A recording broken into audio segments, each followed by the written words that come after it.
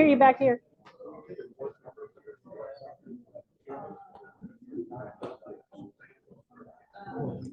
We're going to start in 5 minutes. Let's make sure everybody gets here.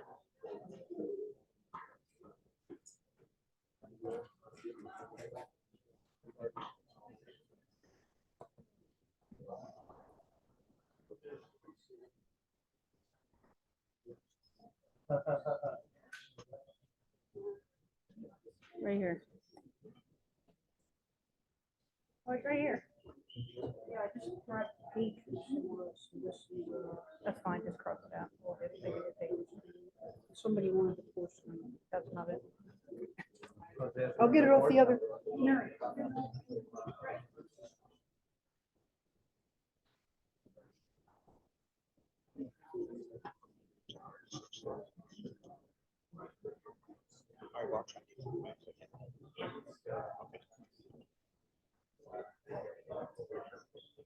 What is this thing?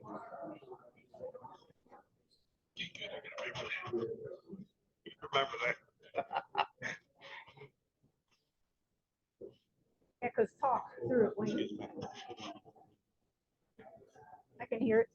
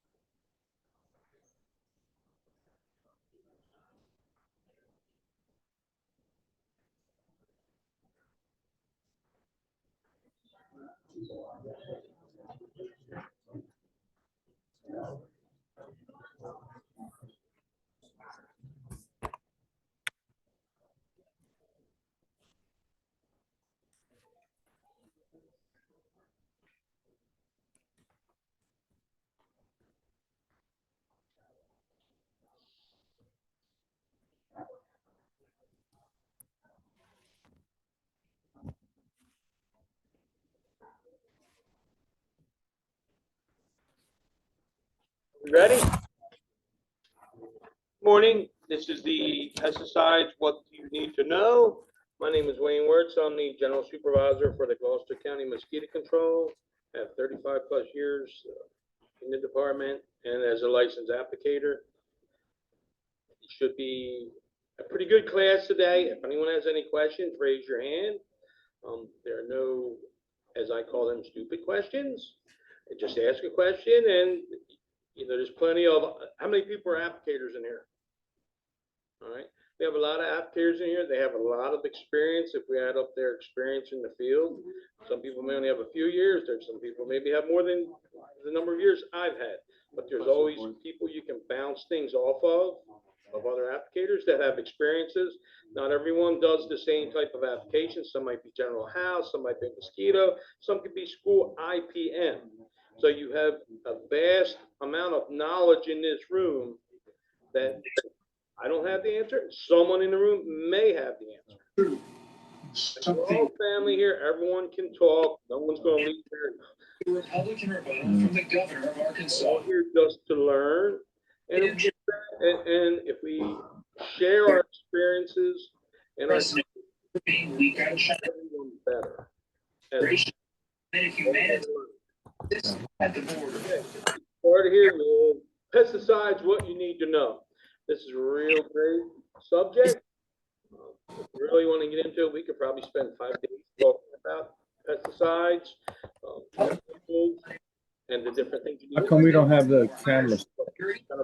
Because it's your face, but your face is there for some. It's not a dumb down course, but it's more for the entry level people just to get an idea. If you really want to get into knowing about insecticides, I can give you a label. It's very long. David, I go to the bathroom reading. And David, I've got to You say, sit in the bathroom, or you have nothing to do, sit and read. And when you're done, you're going to be just as We gotta go It's down. all out. You're more confused than you were when you started, because there's so many things on there that you have to read and understand.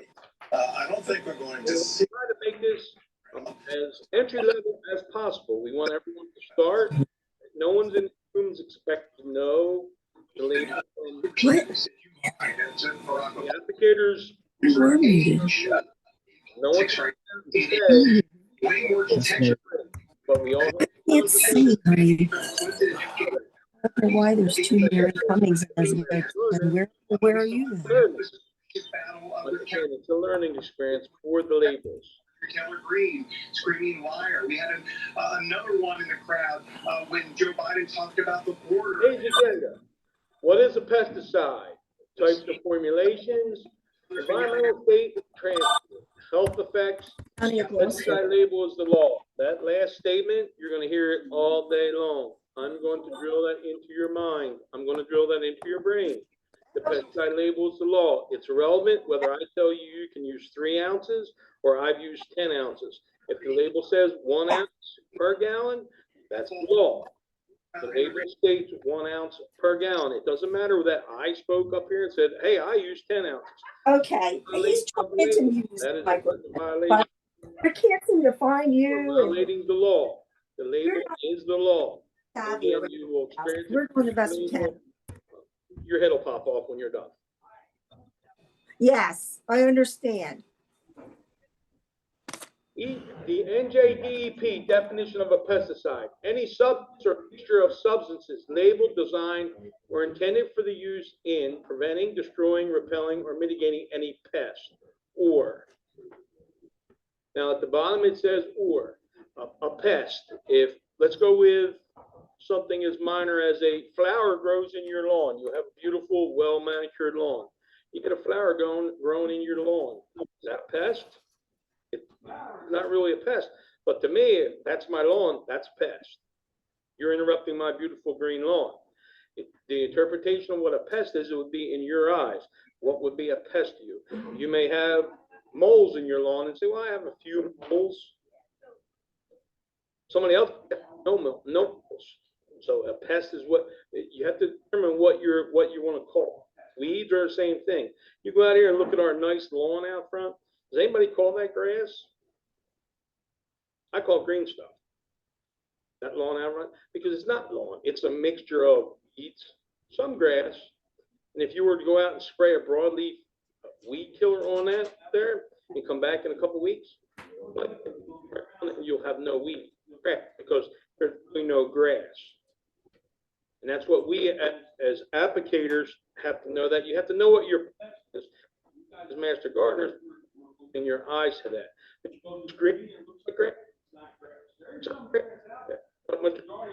Weeds, a mixture of weeds.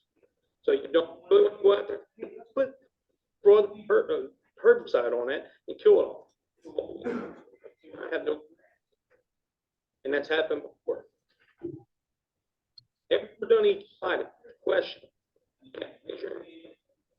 If question I can't answer, I will go to the audience if there's anybody that's had any experience or any techniques that they've used.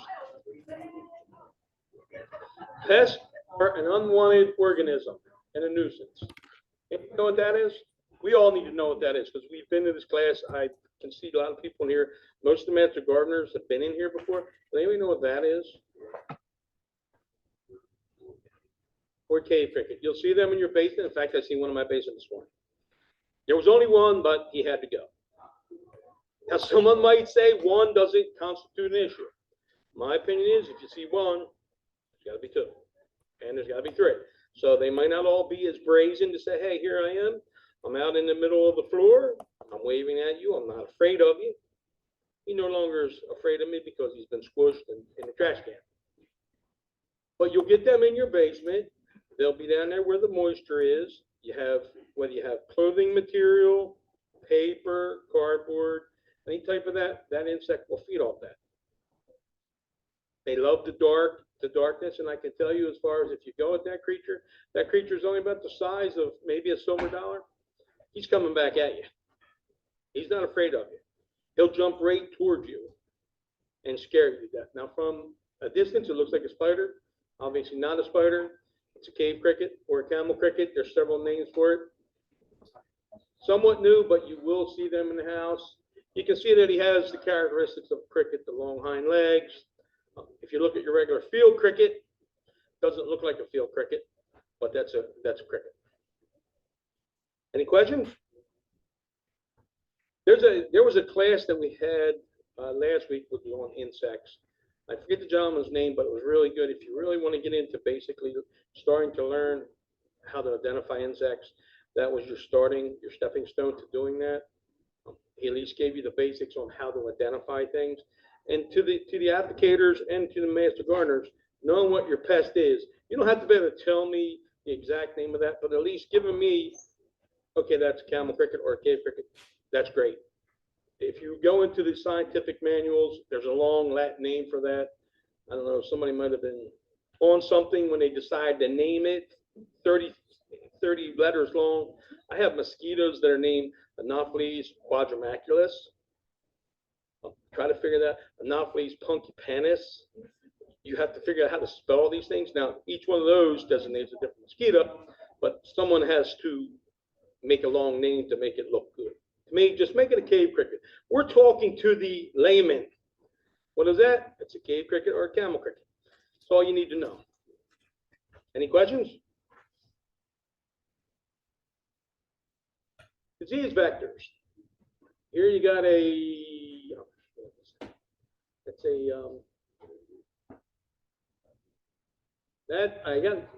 I got glasses on, I still can't make that out. I want to say that's a deer tick. That's not a Lone Star tick. Lone Star tick would have a white dot on its back. That looks like to be a deer tick. On the left, you have a feeding station. That station, they've used them predominantly up north. They have corn in that feeding station. On each side of the feeding station, there's like a paint roller type apparatus that's been treated with an insecticide. As the animal goes in to feed, it rubs against the neck of the deer because the ticks are going to hang up near the neck, the ears. I've learned that because we do some tick surveillance in Gloucester County, and you go down the road and you'll find a deer. If you want to find ticks, just find not a deer that's been dead for a while, but somewhat fresh deer. If you want to find ticks, that's where to go. But as they feed, the insecticide is on the neck, and it helps to cut down on the deer tick population. This is a mouse. I don't know whether they're choking that mouse or that mouse is dead. That mouse looks pretty subdued for somebody grabbing it around its neck. You would think it would be trying to bite someone. But these are disease vectors. You have the ticks. We don't have mosquitoes up here. Mosquitoes are also disease vectors. You have rats can spread disease. You have roaches that can spread disease. They also have allergens that people have allergies to the roaches. So there are many insects that can spread diseases and are disease vectors. Again, if we'd like to go into that, mosquito-borne disease, there's at least 10 that we could go into. And not all mosquitoes spread the same diseases, so you can kind of pin it down to what mosquitoes are spreading what disease. But we don't want to get too far off on that tangent. That's my baby, mosquitoes. I could spend probably months talking about mosquitoes, but that's really what my main thing is. But I do dabble in the ticks, and we also mess around with the lanternflies. Any questions? Sources of severe economic losses. Here you're looking at a cotton weevil. You wouldn't think that beetle would do much damage. Here down the bottom left corner, you have a cotton, the flower that's opening up. The weevil gets on there. That's a piercing mouth part on the beetle. Again, unless you've been through this class and seen this slide, you wouldn't know what that is other than that's a beetle.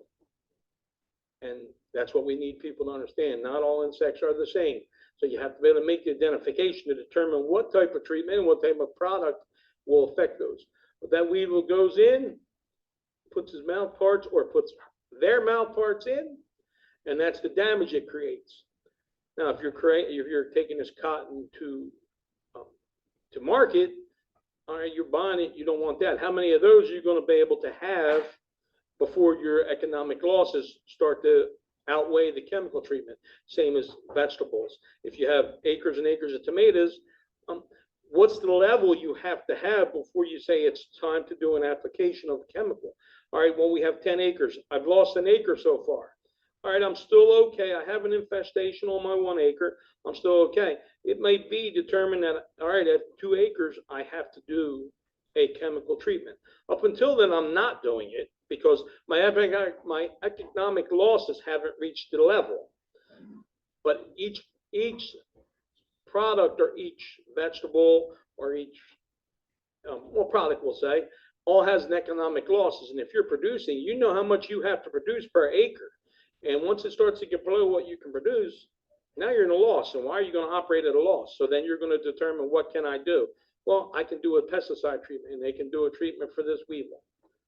Now, what normally happens if you do a treatment for weevils, we'll get into this later, you also have, as I call, you'll get insects, you'll get a broad spectrum pesticide that you'll have some innocent insects that have to die for that. So you try really to think, okay, where are my losses at before I do an application? Because remember, your application is going to have an effect on the environment. Your application is going to have an effect on your crop. So you're thinking, it's not just, oh, I've seen a weevil, let's go nuke the field. No, that's not what it is.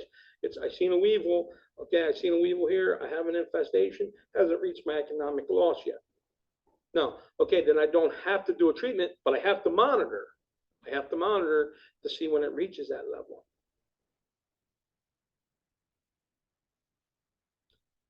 All right, we have target-specific pesticide categories.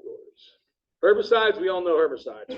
For lawns, vegetation, any type of treatments on the vegetables could be a herbicide, things of that nature. Fungicide, for fungus, we all know what that is. Let me get my sheet out because it's been a while since I've done this. The fungicides are used to control fungal problems like molds, mildew, and rust.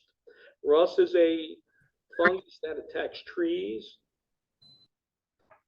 You'd have to go out in the field to see it. I've seen it. It looks kind of like, and I don't really want to say it this way, gross way, it looks kind of like slime hanging on a tree. I've seen it in cedar trees. When I go into cedar swamps to collect mosquitoes, I've seen it. You'll see it there. The miticides are for the control of nanomites used to control parasitic worms such as roundworms and threadworms. The muscalicide is used to control slugs, snails, and other muscles. You see them in your backyard. Again, if you see 1 or 2 snails, does that constitute a problem? You master gardeners or you applicators, does that constitute a problem? No. But as applicators, what are we doing? If we go to a yard and they call any applicator out and say, okay, come out, I have a snail problem. And I get out there and we'll say the lady calls and says, hey, I have a snail problem, and I don't do anything. We're not charging, are we? So automatically we have to sit there, and that's kind of the point as applicators. You have to get out there. Do you make that call?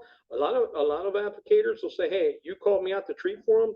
I'm not determining what the population is. I'm treating because you called and seen 1 insect. You're not going to be in business very long if you go out there and say, well, ma'am, I'm out here in your backyard and I seen 2 snails. I'm not going to do an application. 2 snails doesn't constitute a problem. But as applicators, that's our business. You call, we're going to go out, we're going to make the determination of what pest is there.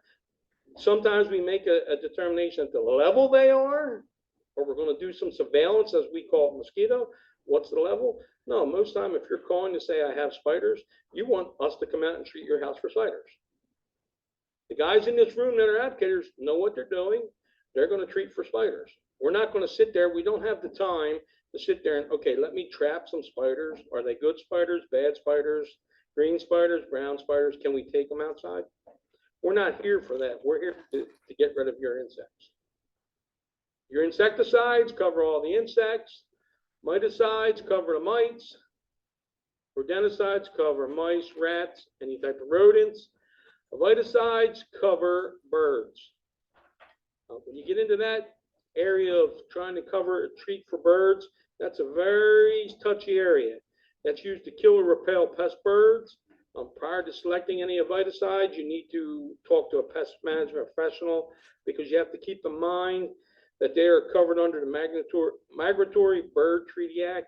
And if you're going to mess around with birds, you have to be very careful what you're doing, and you have to determine what bird species you have, because some birds, if it's just like broad spectrum insecticide, if you put bird feed down to control the birds, it doesn't just have the blackbirds or the mockingbird or the house sparrow. The pigeons are going to come in, and when they're getting a dosage of the product, you're going to have kill on the pigeons and other things. So we're always keeping our mind at what other beneficial insects or harmless pests are we controlling with that non-target. We don't want the non-targets. Any questions on this? Life cycle, specific pesticide categories. This is right up my alley. This is the mosquito life cycle. This is a complete metamorphosis. Mosquito goes from eggs. That egg raft is very large compared to what you're looking at. Normally, you're looking at about the size of a pen point. It's a raft of eggs, between 50 and 75 eggs, all stacked up real nice in a canoe shape. After they come from the egg, they go to the larva. Larva is very small. They go through 5 instars of larva. You'll see that they eventually get where you can see them. If you're identifying larvae, you're always looking at head hairs. You're looking at hairs on the air tube, on the saddle on the back. You're looking at hairs along the body. After they go from larva, they go to pupa. Pupa stage, he's just going up, or she's just going up and down through the water column, not eating, not feeding.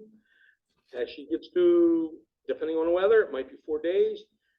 It stops moving. It goes up on top of the water surface. The backside of the pupal casing opens up. Out comes your mosquito. Your mosquito with all the legs and wings are folded up inside this nice little sleeping bag. He comes out. She comes out. She has to sit on the edge of the water. Let all the body parts harden up. The ectoskeleton has to harden up. The wings have to open up. And they fly off, and then they look for a meal. Only the female mosquitoes bite. The male mosquitoes do not take a blood meal. Only the female mosquitoes do. The males do not take a blood meal. This is a complete metamorphosis. An incomplete metamorphosis is the other cycle that we have. This has 4 stages: eggs, larva, pupa, adult. The other one is an incomplete metamorphosis, 3 stages. We have the eggs, you have the nymph, and in a incomplete metamorphosis, the nymph may look like the adult, just a smaller version. It may go through numerous sheddings, like a crab. It sheds its shell, gets a little bigger, and then it becomes the adult. So again, knowing your insects, and sometimes the insecticides are based on what life cycle you're trying to control it as. And in this, if we were in the field, they eat when they're the larval stage. We have a product called methoprene. It's a growth regulator. It will affect the larva. Once at pupa stage, they don't eat anymore. So no matter what you put out there, if you think you're going to put something out there for meat, it's going to have no impact on that pupa. The pupa is not feeding. The pupa is just going up and down through the water column, completing its metamorphosis. Any questions?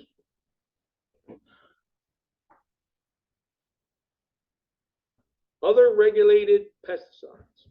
These are other products that are regulated as pesticides. Paints and stains, sometimes will have fungicides in it, or algicides in it, so that would also be regulated as pesticides. Pest control and fertilizer co-formulations, such as weed and feeds. We have some mosquito products that you can mix the 2 products together. One would act as an adulticide and one acts as a larvicide. Sanitizers and disinfectants. We've had enough sanitizers and disinfectants for the last 2 or 3 years.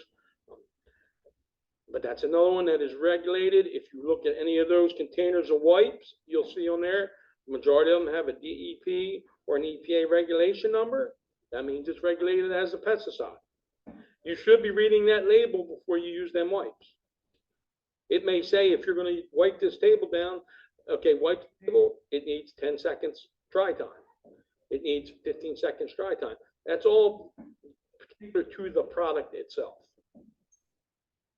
Plant desiccants, that's the type of product you can use to control the plants. That actually draws the moisture out of the plant and kills it.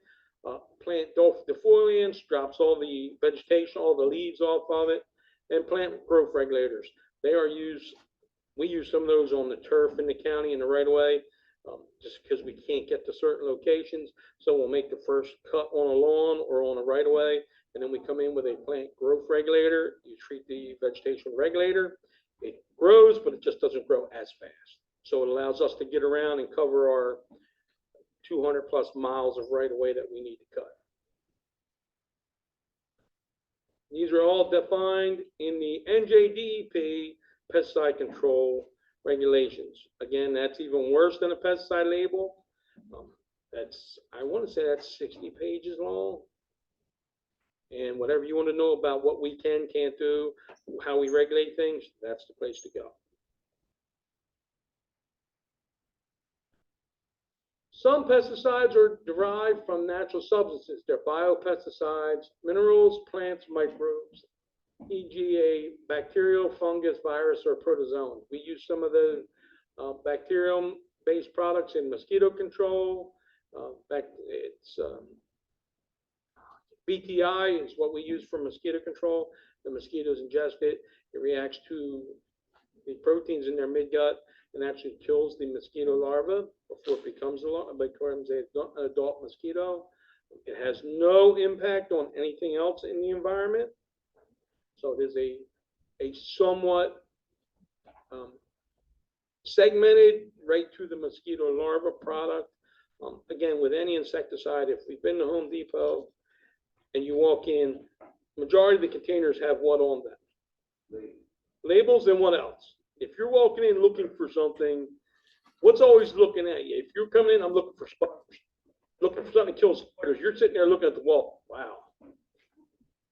I see spiders on everything. Wow. I see there's nothing that it designate what you're doing. It just says spiders. So they make it as simple as possible. They want you as a homeowner to come in.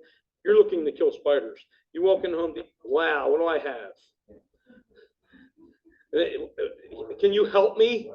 Yeah, what doesn't kill spiders? But what we need to think about is what other things does it kill as of above spiders?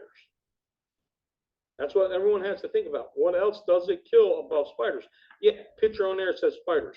Most people going in and want to kill spiders. We look, oh, that kills spiders.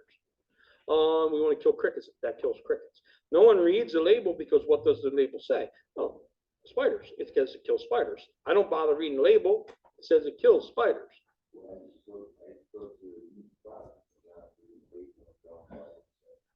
Other than the applicators, how many people read labels? And this isn't to downgrade anyone. How many people have actually sat down and read a label?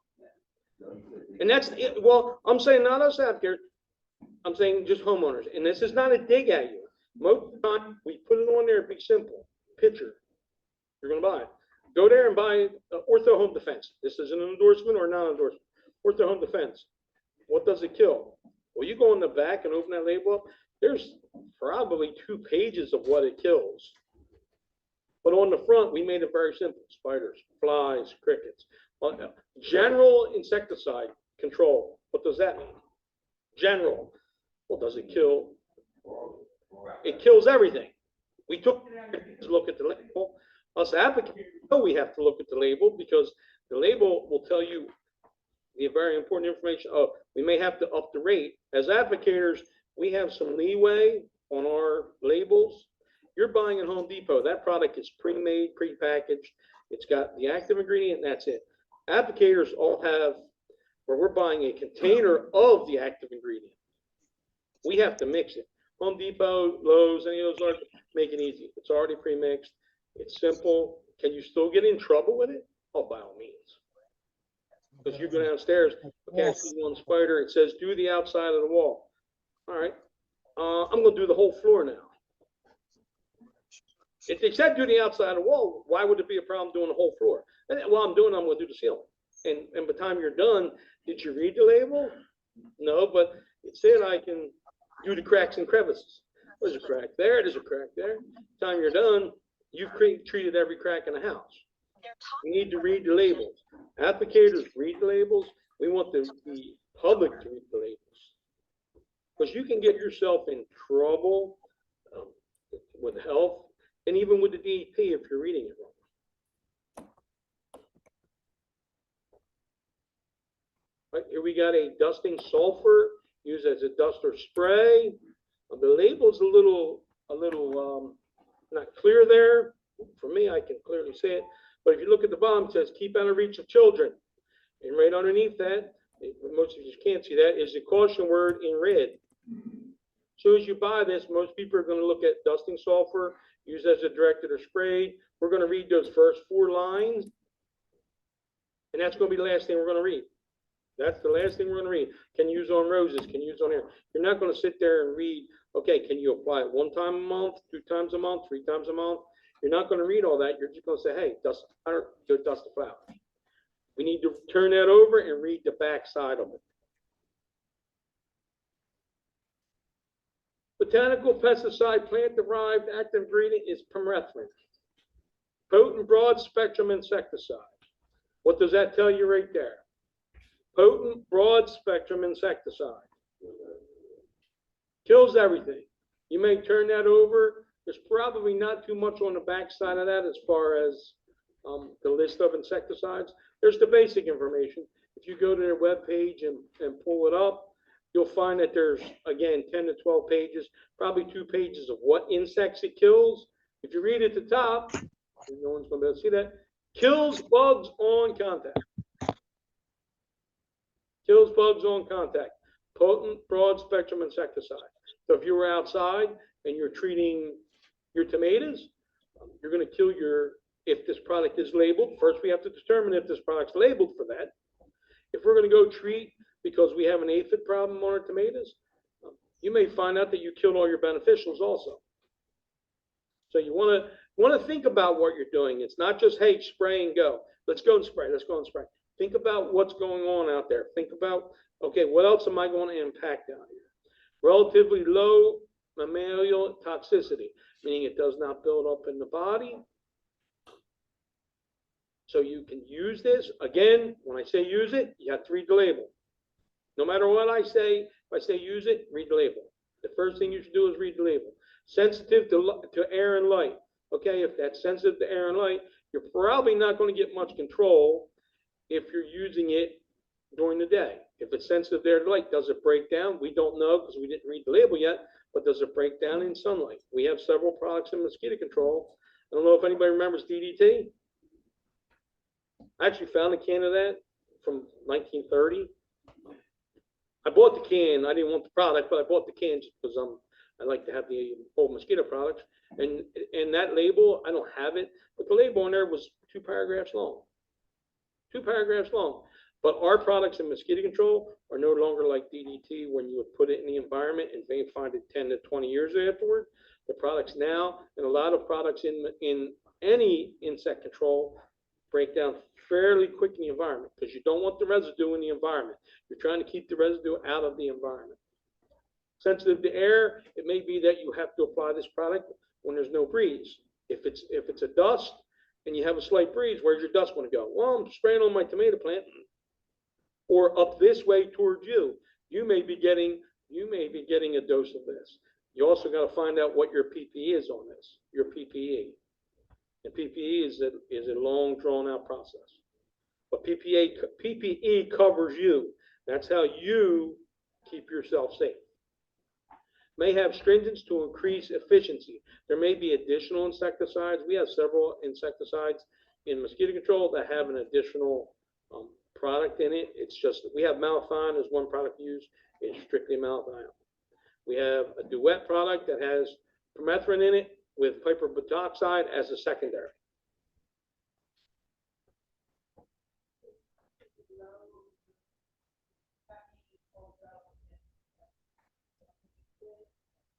That would apply to that also. But you control that, because if it says you're allowed to apply it once a month, if you're going to go out there every time you look at your roses, and we're going to say we're treating the roses, and you see another bug, oh, yesterday didn't work.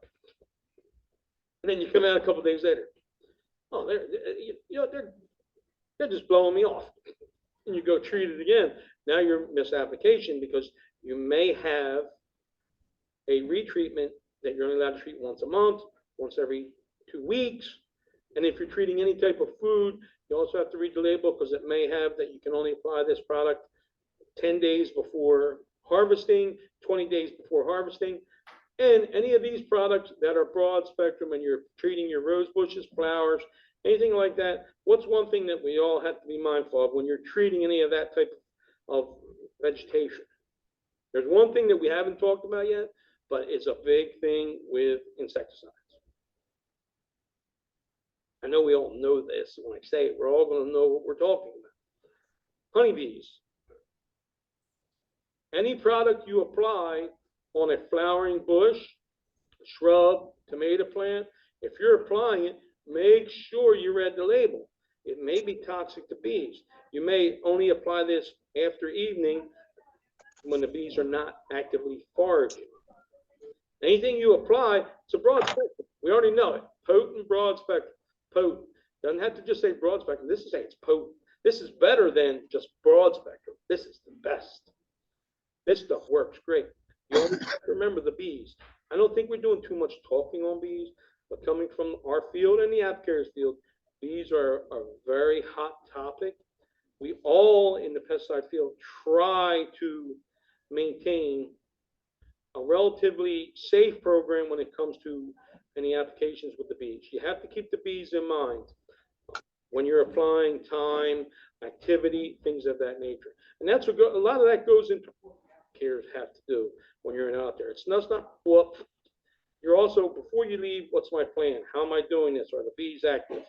A lot of our insecticides for nighttime spraying, and I know there's people in the room that remember the old times. I'm not asking how old people are, but you remember the old times the truck used to go up the road? Okay, how many people in this room rode behind it? Good. I bet you all did, because I did too.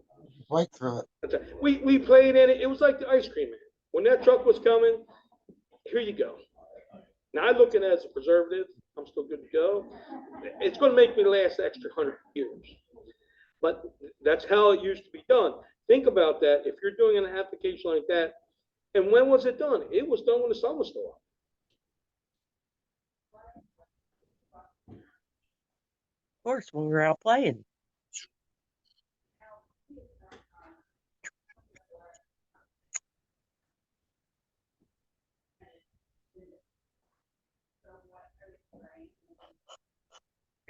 Well, or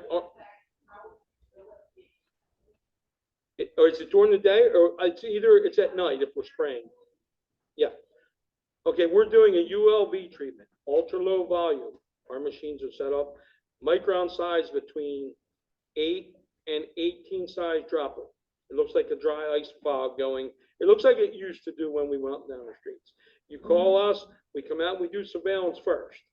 We have to come out. You may call and say, I have a mosquito. We're not direct to your house.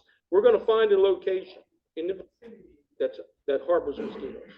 Because you maybe have a swamp up the street, but you just get the benefits of the swamp. You get the insects. Or maybe your neighbor next door has a pool, or there's a tire dump. Anything that breeds mosquitoes. So we're going to go out and we're going to do some surveillance first.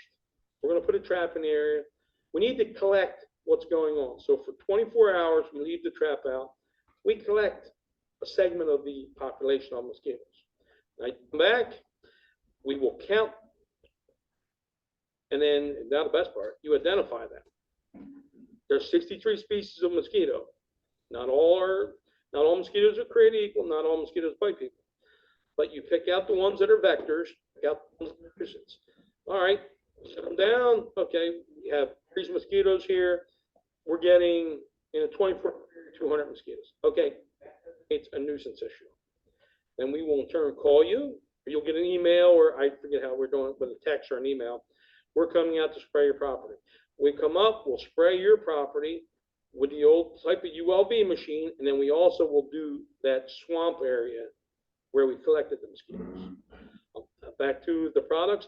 The products are not the products of the old that last for 5, 6, 10, 20, 30 days.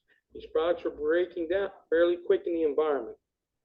They are great for knockdown. We can knock down. I do the spraying at night. I'm not the only one, but we get great knockdown. Now, if you're going to call me 2 weeks later and say, Wayne, you sprayed 2 weeks ago, it was great. Last week was so-so. This week, they're carrying me back in the woods. You're gonna have to call again. The products we use, I don't have a list of those products. We're looking at Malathion, Duet, Eagle 2+2, Duet HD, Delta Guard. We try to rotate our products because each product has a different mode of action.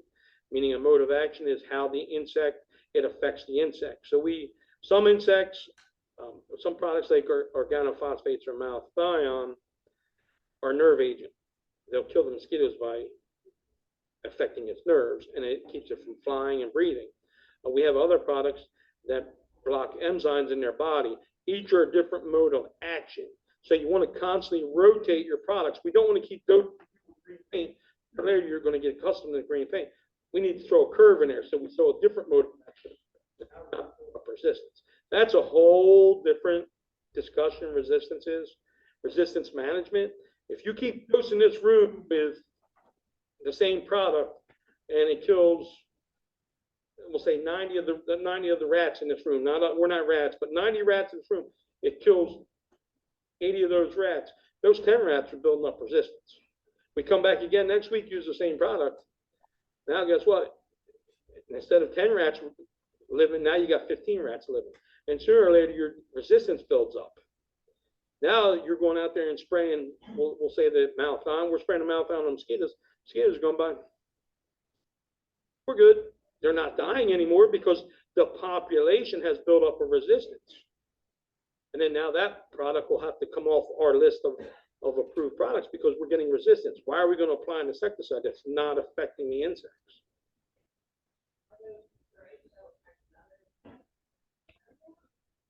I'm going to tell you, like I was telling about, they're broad spectrum. We do our applications at night. We're not impacting the bees. We're doing them between 10 p.m. and 6 a.m. We're trying to really be done by 4 a.m. because you're going to see some bee activity in the summer. You want to make sure, and again, it comes back to bees. You want to make sure our activity is starting to slow down come 4:30 because your bees are going to be there. But it is a broad spectrum. I'm going to be upfront with you now. Does it, you go outside, you're not going to scoop up 10,000 dead insects. I've been here almost 36 years. We've never had a problem with that. Have I had residents call, oh, I found one bee dead in the driveway? You treated my yard for mosquitoes, but I didn't like that one being dead. Are the mosquitoes going? Yeah, but I'm mad because that one yellow jacket. She actually sent me a photo of a yellow jacket. Oh, look, it's dead. Okay, but the other mosquitoes are gone, but you killed one yellow jacket. I'm not for killing anything, but we have to figure out, just like economic costs, what do you want? You're gonna have some bykill. You're gonna have some insects that are beneficial that are gonna go, but we do our surveillance first. And I've had residents I had to call back and say, we can't spray. Why? Because you don't have mosquitoes, or you don't have enough mosquitoes. Is it in Gibbstown? How bad are mosquitoes in Gibbstown?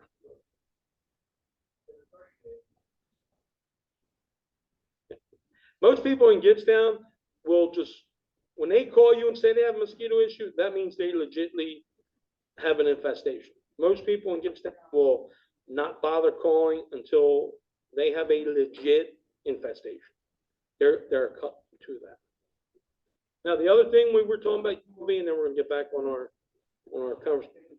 The ULV, when we're out treating for adult mosquitoes, we also do disease detection in Gloucester County, throughout the state. We will come out and treat large areas if we find positive mosquitoes in the area. Mosquitoes will carry mosquito-borne diseases. And if we do when we're collecting the mosquitoes, as I said, we collect mosquitoes, we'll send a segment of those mosquitoes up to the health department. They will test them and then let us know if we found virus. If we have active virus in the area, we don't need a phone call. We don't need someone to call and say we're spraying.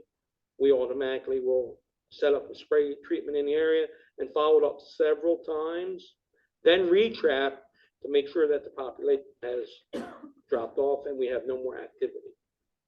The mosquito the past couple of years have been about an average. We find them from Westville all the way down to Franklinville, Monroe. It's not any particular part of the county is a hot spot. Mosquitoes travel You may have mosquitoes travel from here, we get them here, then get them over there next year. So it's not any one spot I can say, well, really, that's a hot spot. No, there's no part of the county I've found mosquitoes through the entire county that would have virus. Any questions? We need to do one on mosquitoes, and then we'll hear you guys all be asleep by 3 o'clock. Pyrethroids. Yeah, I'm not saying that right. Pyrethroids. Class of synthetic insecticides structurally based on the pyrethrins. All right, class of synthetic. What does that tell you? There you go. You have the one that's made from the flowers, and then here we made this one synthetically. We constructed this. We made this. We broke down that product, and we made it synthetically. Altered structure is more photostable. Photostable is like we're doing at night. If we're spraying for mosquitoes, it gives it some more protection. Almost like suntan lotion, we'll say. That makes it easy to talk. It's got more photostability. It's got a little suntan lotion in it. It's not going to last like DDT, but it does have some photostability. Some examples are permethrin. We use that. Erythrin, I don't use that. I don't use the pyrethrin. I should really know how to spell all these things. You want me to put Say this all these on things. the screen or no? I can't tell you all Don't those think things. about hearing this. I can tell you we use permethrin for mosquito control. We use permethrin. We use the deltamethrin, and we use deflyfovin at the bottom for kicks. Each one is a different substance. If you look at your container, you'll see that's an active ingredient. And the active ingredient, it'll say 1.5%, 2.5%, 3%. It'll tell you the percentage of active ingredient. These are all active ingredients that come from the pyrethroids structure there. That's what they've developed from all these products. Well, they developed from that product, they made all these different insecticides. They all have different mode of action. To look at mode of action, you have to go to the IROC page on the web, and you go on Google. It's International Resistance Insecticide Program, and they can actually look at each one and tell you what mode of action it is. That's, again, this is bad for many. If you really want to get into insecticides, you go that route. Yes.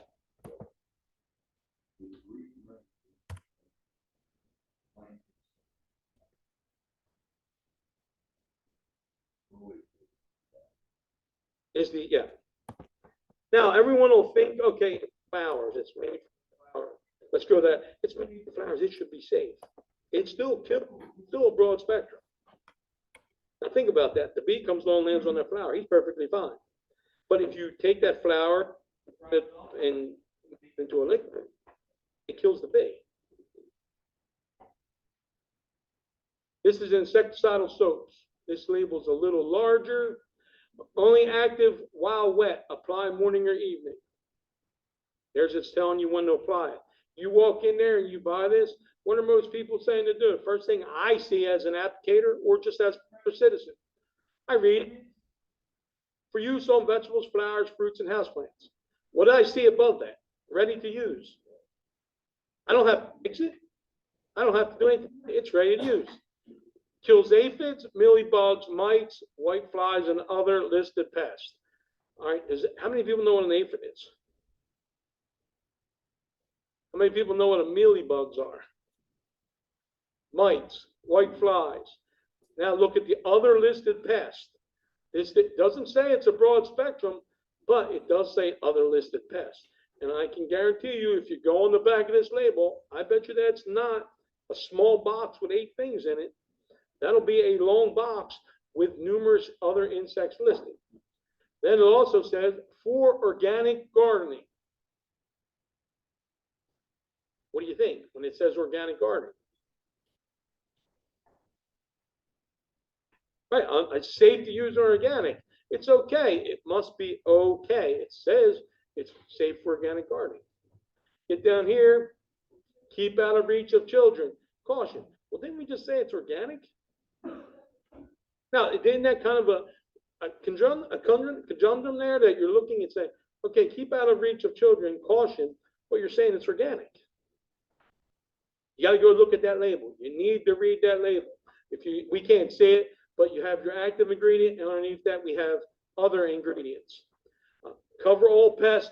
You read all this information you have here will be on the back of that, not the front. Only active while wet. Applying it more in the evening. Okay, you need to know that. You get home, do this, put it on there. It's dry. You're not getting any control. In fact, you're wasting it. It's a violation of the label. What does it say? Only active while apply morning or evening. Cover all plant surfaces. Check label for plant-specific phototoxicity. What does that mean? Unless you read the label, I see an apple, a tomato, a cantaloupe. It's a flower of some sort, maybe a violet. Looks like a cucumber, broccoli, green beans, carrot, blueberries. Check label. If we're just going by, I'm walking in, I'm grabbing it because I see what it does. I put it on my tomatoes. Hey, on the back it says these tomatoes have the phototoxicity to it. Well, I just killed my tomatoes because you didn't read it. Use caution on new blooms, young seedlings, and young plants. Why might that be on there?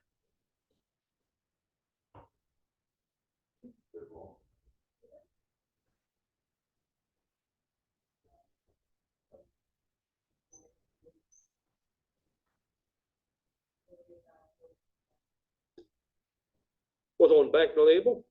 Oh, yeah. Well, I can't say dish soap is safe because I can tell you if you went home and drank some dish soap, it's safe.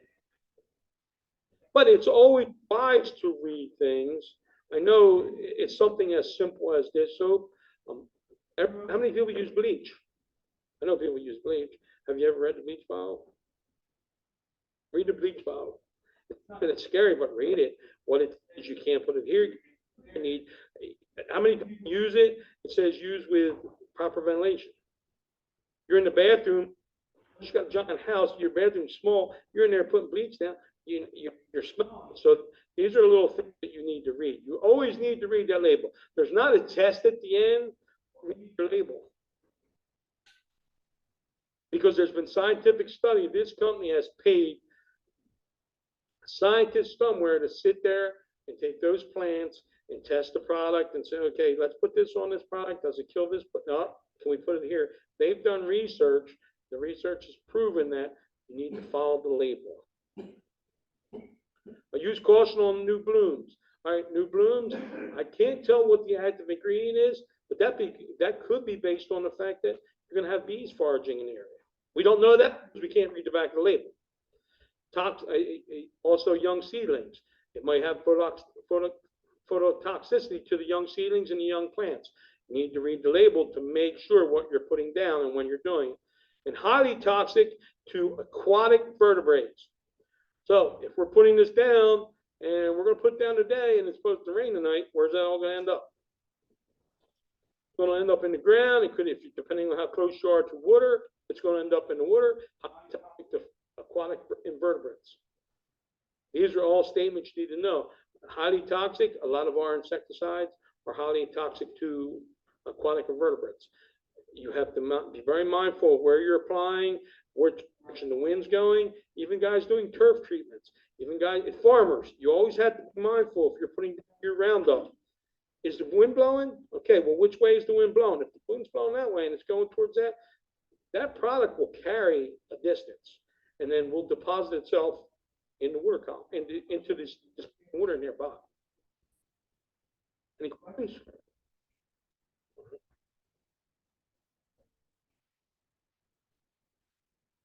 Okay. This is the mosquito-based product, microbial pesticides, Bacterius Fengergentis. This is what control. You can buy these over the counter at any large box store. It works for mosquitoes, black fly, and fungus gnat larvae. This goes, that little donut will go into the water. It almost looks like grape nuts, all glued together.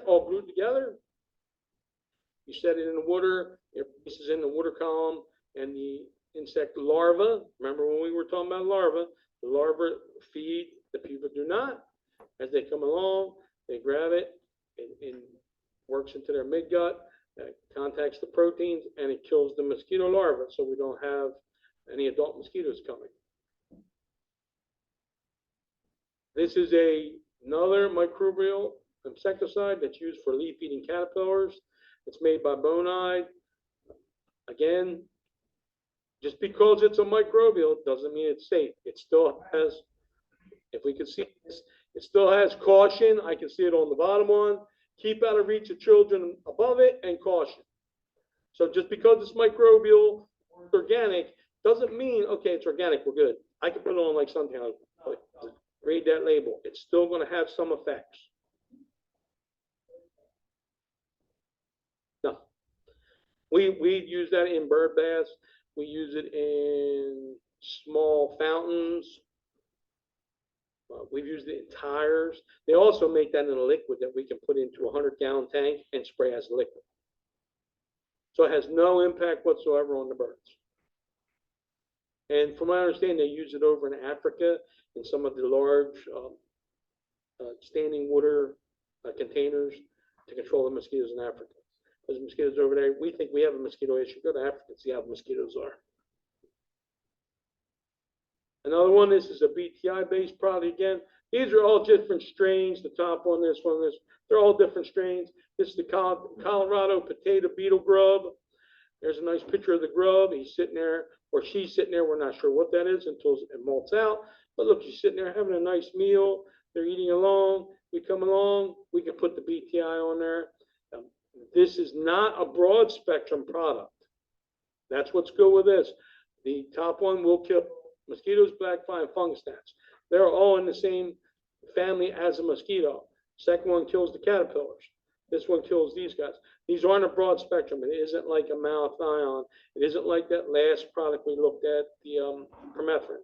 This is specifically aimed towards that particular beetle or that particular insect. There's not many products out there like that. They are starting to go that direction. But if you think about it, as a producer of an insecticide, do I have 50 products that kill one specific insect each, or do I want to make one product that kills insects? I'm going to make money. I'm not sitting here, okay, let's just look at this and let's just kill that. You're got a single market. I want to make a product that kills everything so I can market as killing everything. Different stages that these products work. The top one works in the larval stage with the mosquitoes. The next one, it only affects the caterpillars. So if you see you have the particular caterpillar in your yard as an adult, you can't spray it. It's not going to affect the grown adults. Same as here. This is only affecting the grubs. It's on here. The grub eats it, ingests it, and that's how it works. These are not product endorsements. We don't endorse any particular product. Anybody know what this is? Yep, that's a rat trap. It's a bait station. As far as a rat control problem, I know most people don't want to hear this. I think it's easier just to kill them with a rat trap, because then at least with the rat trap, the rat is out of the environment. If the rat goes in there and ingests this product and happens to make it back out and dies in the field, and a bird comes along and grabs it, okay, now the bird is ingesting the rat poison. A cat may ingest the rat poison, a bobcat, a raccoon. That's why I don't particularly care for them. But as far as from an insecticide applicator, these are great things. You don't want to have to come back and constantly come back and take the rat out of the trap. This is very easy. You come back, you check the bait station. If you need more bait, you put it in there. But that's the only issue with this. That rat goes in, comes out there, goes and dies somewhere else. And he may become a meal for someone else.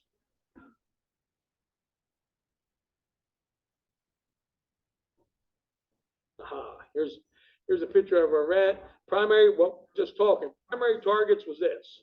We wanted the rat to die. No one wants that in their house, obviously. No one wants that in this building that our rats just did the dance on the floor, and now we have blood everywhere. Secondary non-targets, rat. Anything else, a cat, a dog, anything else comes along is going to get a dose of that product. May or may not, or will not kill that pet.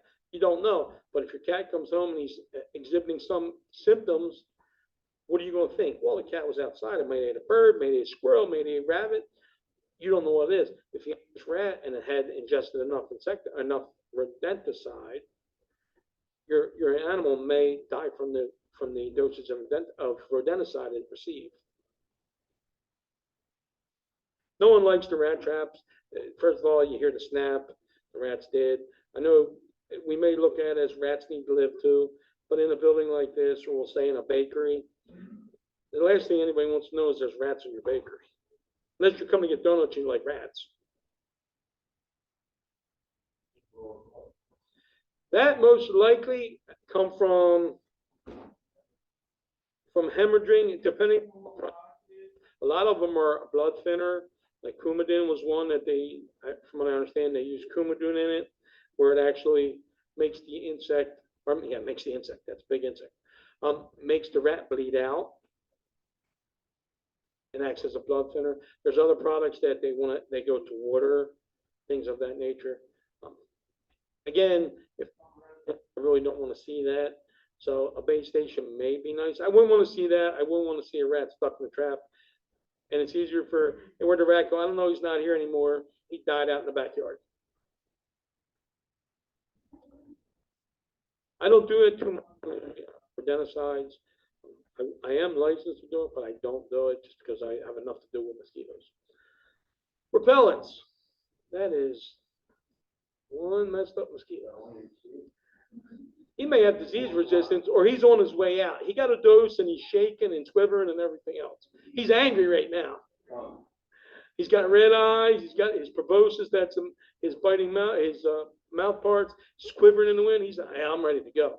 Repellents. We all know about repellents. We don't recommend any particular repellent. Just understand, if you could read on this little can here, keep out of reach of children. Warning. There's not a product on here, it's not going to have that on it. So you're thinking off, put it on my child, it keeps the flies off, keeps the mosquitoes off. Read it. Do you apply it every 4 hours? Do you apply under 10, once every 12 hours? Don't get in your eyes, don't get on your face, don't get here, don't get there. You need to read that label. This is even worse to read this label. You're not putting it in the environment, you're putting it on yourself. So you definitely need to be reading this. You're putting it on yourself. Read that. Know what's in that. There's plenty of products up there. I tried Skin So Soft. Just plain Skin So Soft, not with the additional. It works good. The odor is quite as far as around smelling soft. It does work for me when I'm in the field fighting mosquitoes, but it's a matter of what your preference is. If you're using any of these, read it, follow it, read the back of it, read the label, follow it religiously. Make sure you're following, because any additional product on you, remember, you might be putting DEET on you, you might be putting permethrin on you. Oh, it's only 0.1%. Well, it's an insecticide. A lot of people like to put on their children. Always read the label on your children. Read it before you do it. Because you may think, well, it's on the shelf, it must be safe. They wouldn't sell if it wasn't safe. Well, they covered themselves. They'll say read the label. So they've covered them. You take it for your child. Well, I put it on my child. Okay. Well, I'm suing them because my child got sick. Did you read the label? What label? All that writing on the back. And the other thing I find, a little writing on the back, if they could make it any smaller, you probably need a microscope to read it. Can we make it any smaller so it just looks like a bunch of lines?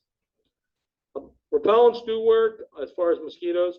Mosquitoes hone in on your CO and your body chemical makeup. It's not that one person smells odor-wise. It's one person may have a particular chemical odor that they're giving off that mosquitoes prefer over another person. I find that most of the time they're just going to feed. If females are hungry, I have any on you, I have them on me. Over there, it might also be where the vicinity to what habitat you have out there. Any questions?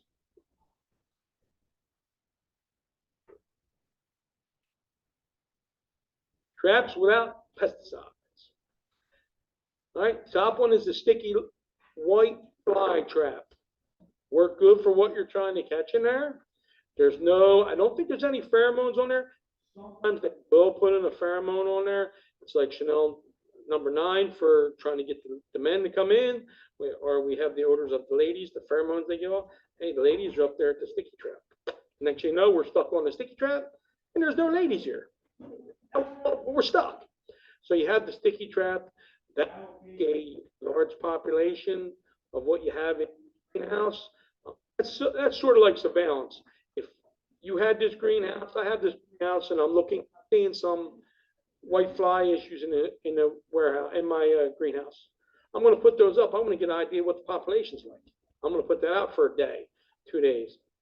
All right, well, I'm going to sit there and count all them. That's a fun job. That's a fun job, sitting there counting everybody. See everybody on there. Okay, threshold. Well, no, let's put another one out next week, and if it went up, maybe now we need to set up a treatment of some sort. The trap at the bottom is a pitfall trap. I don't think this one has any pheromones in it. I think this is strictly, they fall in, they'll come in, they'll land, they'll come walking on the lawn, they fall in, and there's a small jar at the bottom. They get down there and they can't get back out. Again, it's a surveillance. I would use that as surveillance only. I wouldn't put that out as a fix for anyone. To me, that's surveillance. Let me determine what you have in your area. That's what I want to know. That gives you an idea of what you have. To give that to you to say, okay, I'm going to put this pitfall in your yard, this trap in your yard, or that sticky to control what you have. No, that'll tell me what you have and tell me a good idea of what your population levels are. And I need to know that before I set up a treatment. Even if we need a treatment, we may not need a treatment if we're not seeing the numbers on the trap collection. And what's your economic threshold? Again, back to what's the level of economic threshold you have before we start to spend more money. Because remember, we're doing insecticide treatment, it's dollars. And then worry about the environmental impact. It's dollars though. Traps with attractants. Okay, if anybody has these, this is my thing to leave here with. Therefore, Japanese beetles. If you have somebody you like or you don't like, give them to them. Understand that has a pheromone in it. If I'm the beetle out front there, and I normally don't come in your yard, but I smell the ladies, where am I going? I'm coming to your yard.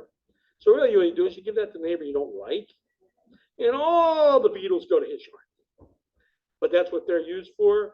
They will draw, there's a pheromone attractant in there, and they will get drawn into the trap because they smell the pheromones. The problem with them, it does draw them to the trap. The same as a mosquito or a bug light. If you have a bug light, if you're going to keep it, put it in the furthest part of your yard. Put it up at the deck where you sit. Draw everybody right to where the light is, and where are you at? So it's more or less the dinner bell to say, hey, the buffet's here. The buffet's sitting right there. Put it in the back corner. Why is it back there? Because the bugs are going that way. We don't want them coming this way. We want them going that way. And if you got somebody you don't like, give it to that person. Hey, I'm going to give you this nice bug light. Just put it in the back corner of your yard. But this is a Japanese beetle trap. The other thing I can tell you, do not ever let that spill on you.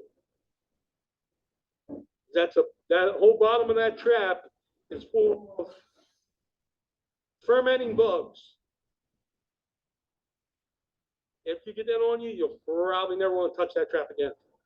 It's all full of fermenting bugs. Nice idea.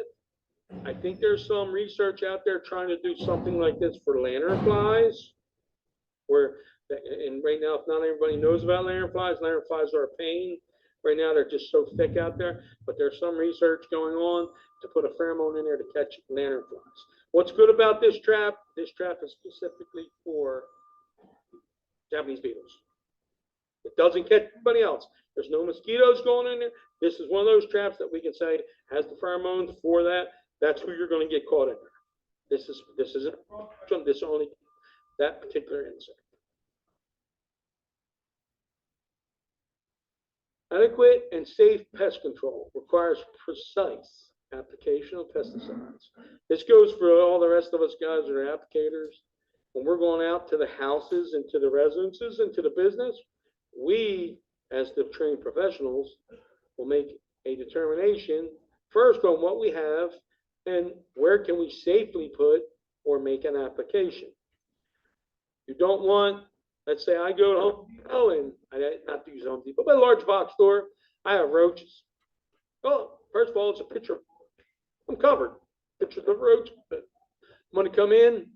I seen them over here. I seen them there. Well, I'm going to turn around. I'm going to nuke the whole room. I may go get a bug bomb. Shut the doors and bug bomb the house. Whereas an applicator, and we have applicators in the room, will come in. All right, we're looking for harboring sites. Are we on fire? There's no smoke. If we do, we go right out that side door. As an applicator, we come in, and I don't know how many general household pest applicators there are, but as an applicator, you're going to come in and look around to determine where your insects are. You may see the roach over here, walk around where the kitchen is in the middle, but you know what? During the day, they're hiding. They're looking for harborage. So they're going to be up behind the refrigerator. They may be up underneath the counter. I don't know if that's a dishwasher up there, number 3, but they're going to be back there. They're going to be underneath the sink. They're going to be behind the stove. Well, as an applicator in general household, we're not going to sit here and bomb the room. We're not going to sit here and ply the whole room.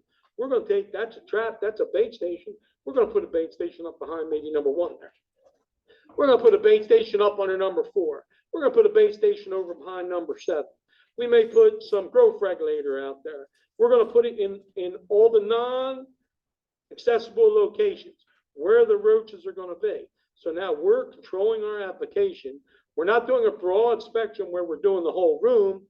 We're doing precise treatments in non-accessible locations. So if you have a dog, your dog comes out and you just sprayed the whole kitchen, the dog's going to have it.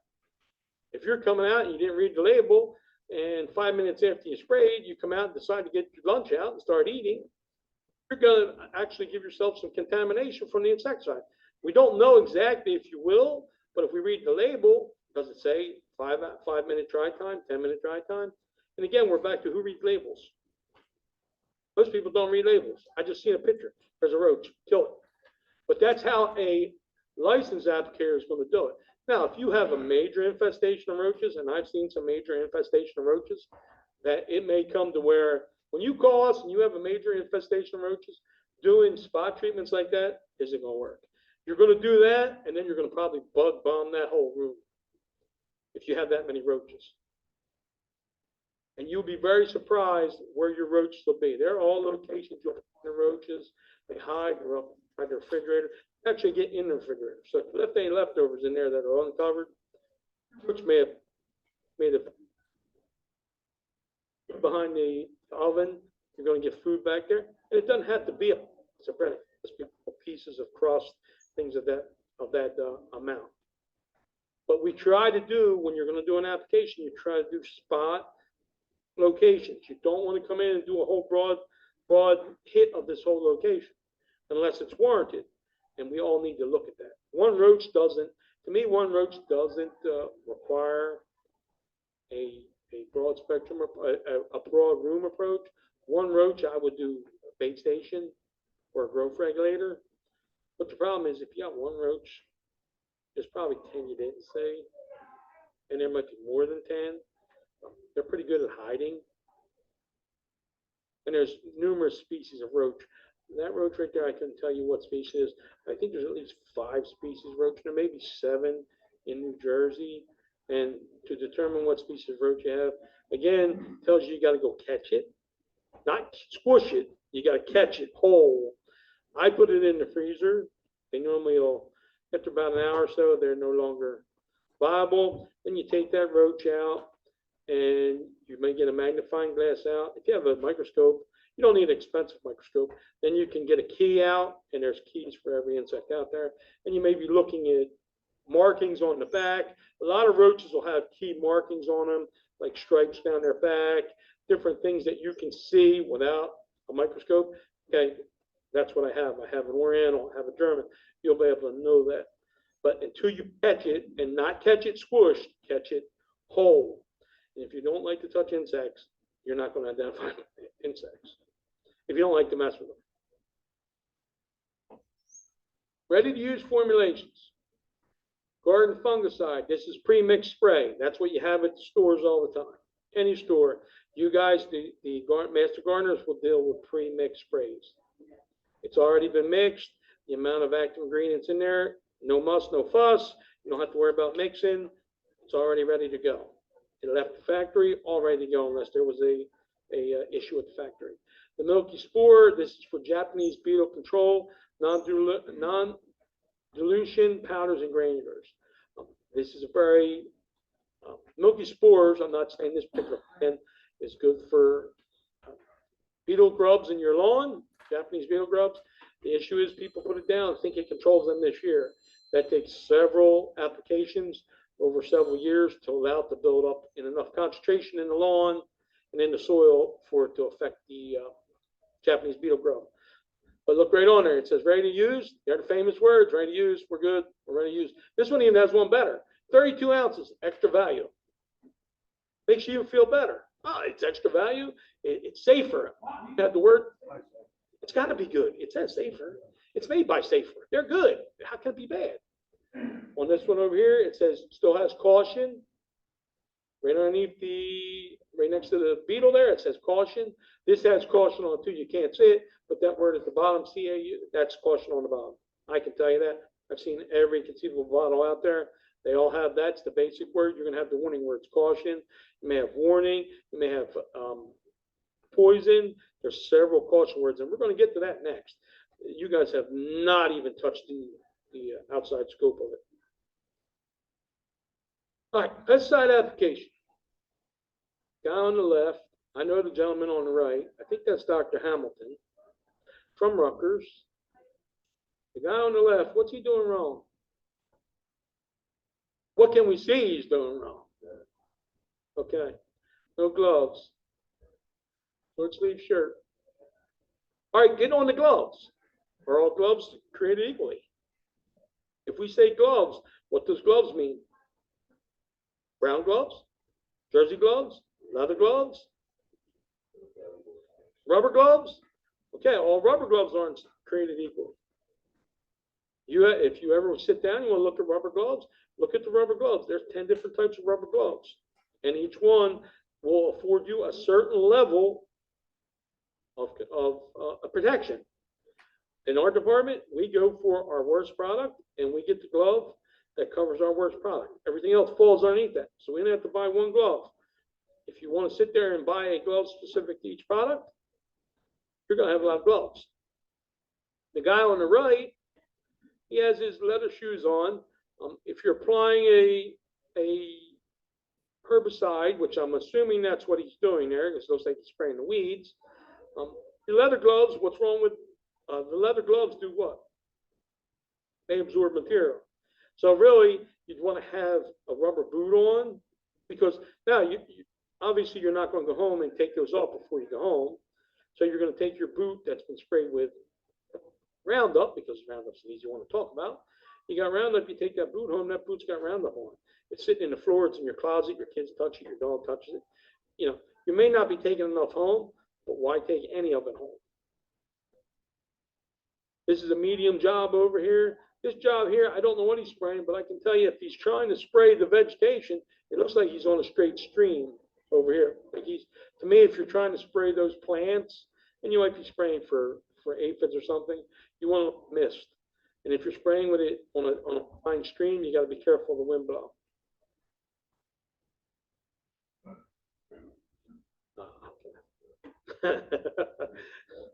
This photo, as you can tell, is very, very old. This is when we were, well, this isn't us. I think this is a gypsy moth treatment, because I don't even know what that machine is. Oh, he's having fun with it. And you notice it's daylight. And where's all the campers at? Are they out there dancing underneath of it? Don't know. I hope they're not. But they could be out dancing. But let's just say he's doing a gypsy moth treatment. So he's doing a gypsy moth treatment. That's a blower type of applicator. The hose running up top is where your product's going to go out. It's going to come out in a very fine mist. not a ULB mist, but this is more of a droplet size mist, and you're going to hit the trees. Aerial sprayers or foggers for deep big jobs. Aerial sprayers, we cannot do. The county does have the ability to do that. We have not had an issue where we need to call in a helicopter. There are plenty of counties that do aerial applications for larval and adults. It's very invasive, and majority of the time it creates more problems because as soon as someone sees something flying overhead, and then you're dropping something out, and what does it do? So people get very invasive. That we've never had that. Knock on wood. I've never had to have an application by airplane. Let's keep it that way. The foggers are the way to go. We can do tactical treatments with the fogger. Just come in. We're only going to fog the closet. Oh, we're only going to fog that corner. With our applicating equipment, we can keep it to a specific location. I don't even think he has a respirator on. I think that might be a dust mask, but I can't tell. Yeah. Yeah. And it's either a respirator or a dust mask, and he does have a hard hat on, so we got to give him that. Doesn't have gloves on. He doesn't have long sleeves on. So any of that product, the guy in the front doesn't have his window shut. And remember, when you're, you got to be mindful of when's the wind direction change. We're spraying along and everything's going great. It's going that direction. It's going north. All of a sudden the wind changes. What the hell's that? And now you're tasting it because it blew back on you. You're not going to know it's on you until I'm feeling wet. Yeah, because it's blowing back on you. So when we do our applications, you're outfitted, long sleeves, long pants, respirator. And I don't want anybody to think that respirators are meant to say that the product's harmful. The product is an insecticide. It's meant to kill things. The respirator is the fact of I'm out there most of the time 8 hours a night being exposed to a product. The amount of exposure you may get at your house is almost zero unless you come outside. And I've had people, when I'm spraying their yard, they've called and I'm spraying the yard and decide to come out while you're in the middle of spraying. You had to shut the machine off, and then you get out of the truck with a respirator on. And what's the first thing you're thinking? All right, I'm standing in this. He has a respirator on inside the truck. I'm standing in this. Am I going to die in the next 5 seconds? So we try to make sure we let people know. But that's why we as applicators will wear respirators, because the exposure is constant. You as a resident, you stay in the house. Next morning, the majority of the time you come out, you won't even know we were there. You may find some insects and say, hey, wow, it's great. There's no insects outside. Environmental fate and transport. You have volatilization, where the product goes up into the environment. Photo degradation, where you're putting it down and you're not getting any control because you put it down at the wrong time and the sun broke the product down, so you got no control. So that was a wasted application.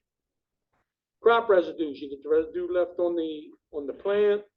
Runoff is a big thing. That's why when you say you put down 100 gallons per acre, don't put any more than that. Any more than that, you're going to have runoff. Check your weather reports before you do your application. If you're going to do an application and it rains the next minute, next hour, next 2 hours, and most of the time I think Roundup is 5 hours now. So you need to be thinking ahead. If you're doing an application this morning, okay, let me look at the weather. It might be a pain, but it's not supposed to rain till tomorrow. You won't have a problem. You spray Roundup and it rains, you're going to find that your Roundup didn't stay where it's at and other things are dead. Chemical degeneration in the environment or in the soil, absorption by the plant, absorption, leaching, which gets down into the soil and can get down into the water, and microbial degeneration, where the soil and the microbes in the soil start to break down the product and you don't get any control whatsoever with the product. So if you had 300 acres and we need to get a hold of those cotton weevils and we did an application and it says we can, and we get it out there and the microbes eat it all up, we just spent $5,000 to treat and got no control, or got half control. Everything's based on the dollar. Varied residual products and times. There again, you want to vary your residual products and times. Fate, transport of pesticides, air, soil, ground, and surface water. You always have to be thinking about that. Not so much, well, even the master gardeners, but when you're only out in your backyard, you're dealing on a smaller scale. Us as applicators have a larger scale when you're doing things, so you have to think about what you're doing. All potential targets are not pests. What did we say? You're out there and we're going to spray this bush because it's got aphids. Well, the product we use also affects bees. Well, all my aphids are gone, but now I don't have any bees. Have to think about that. You want to make sure you're out there. What do I have? What's that plant got on it? What do I have out there? Did they reach a level? You always have to be mindful of what pests are out there. And not all insects are pests. Do we want to take a break or are we good to go? Take a break? All right, 5-minute break. I forget what time is it? Yeah, we better go 5-minute break. Be back in by 10:30.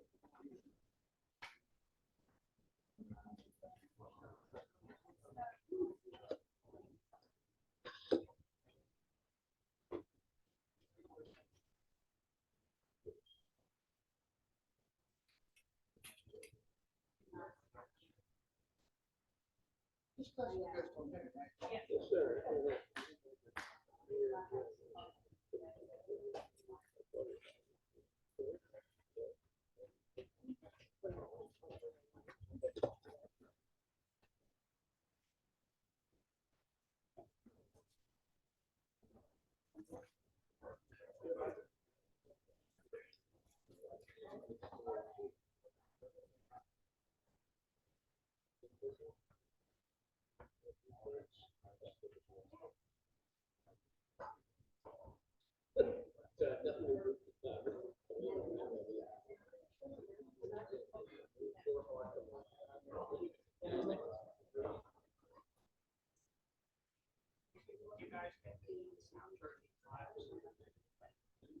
Friday, they had an article in there in the section called now. It was about gardens. It's like a full page of getting your garden ready for the season. And sometimes frequently have articles. I'll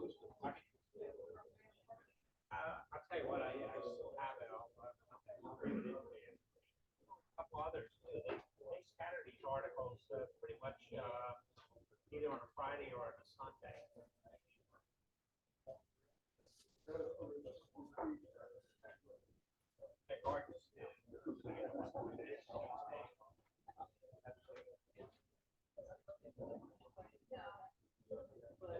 Yeah, well, the article was in the local paper. I don't know if it was written by somebody. It might be in the syndication.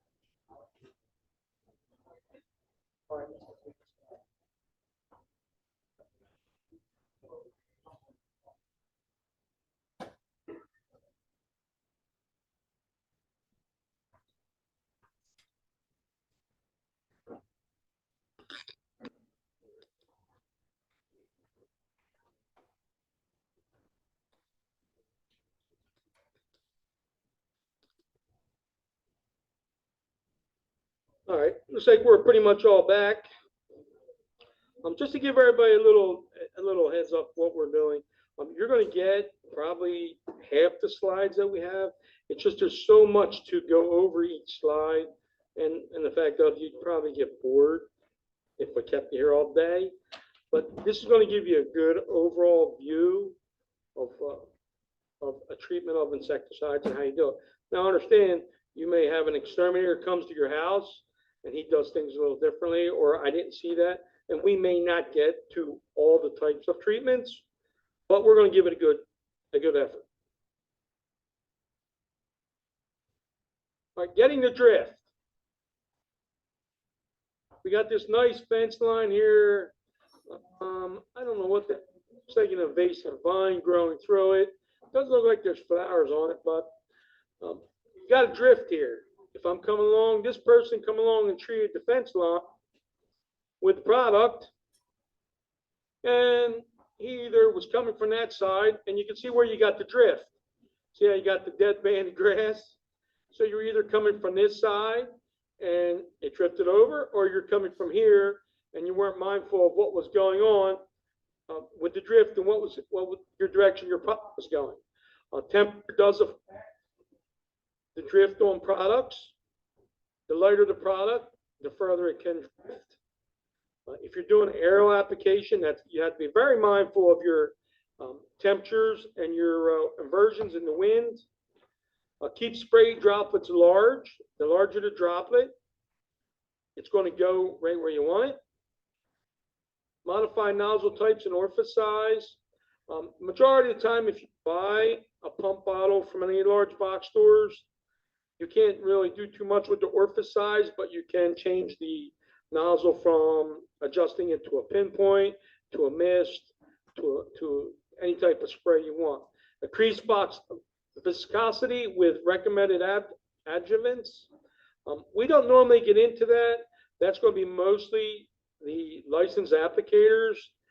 Their added products you can make in as a stickers. You can put it so it sticks to the vegetation. You can make it so it's heavier, so it goes down and it doesn't float in the air. Operate sprayer at lowest required pressure. Where would you get your lowest required pressure from? Yep. Again, back to the label. You almost want to set your spraying up 3 days in advance so I had enough time to read the label. Well, I didn't have enough time. I didn't read that page. Adjust sprayer height. Remember, if you're doing it by walking along, if you got your sprayer up here and I'm spraying from here and you got a cone on, your cone's going to be this big. If you're here, your cone's going to be that big. So remember, the higher you are, the larger area you're going to hit with your herbicides. If you're in fact doing a herbicide treatment, which this gentleman did here.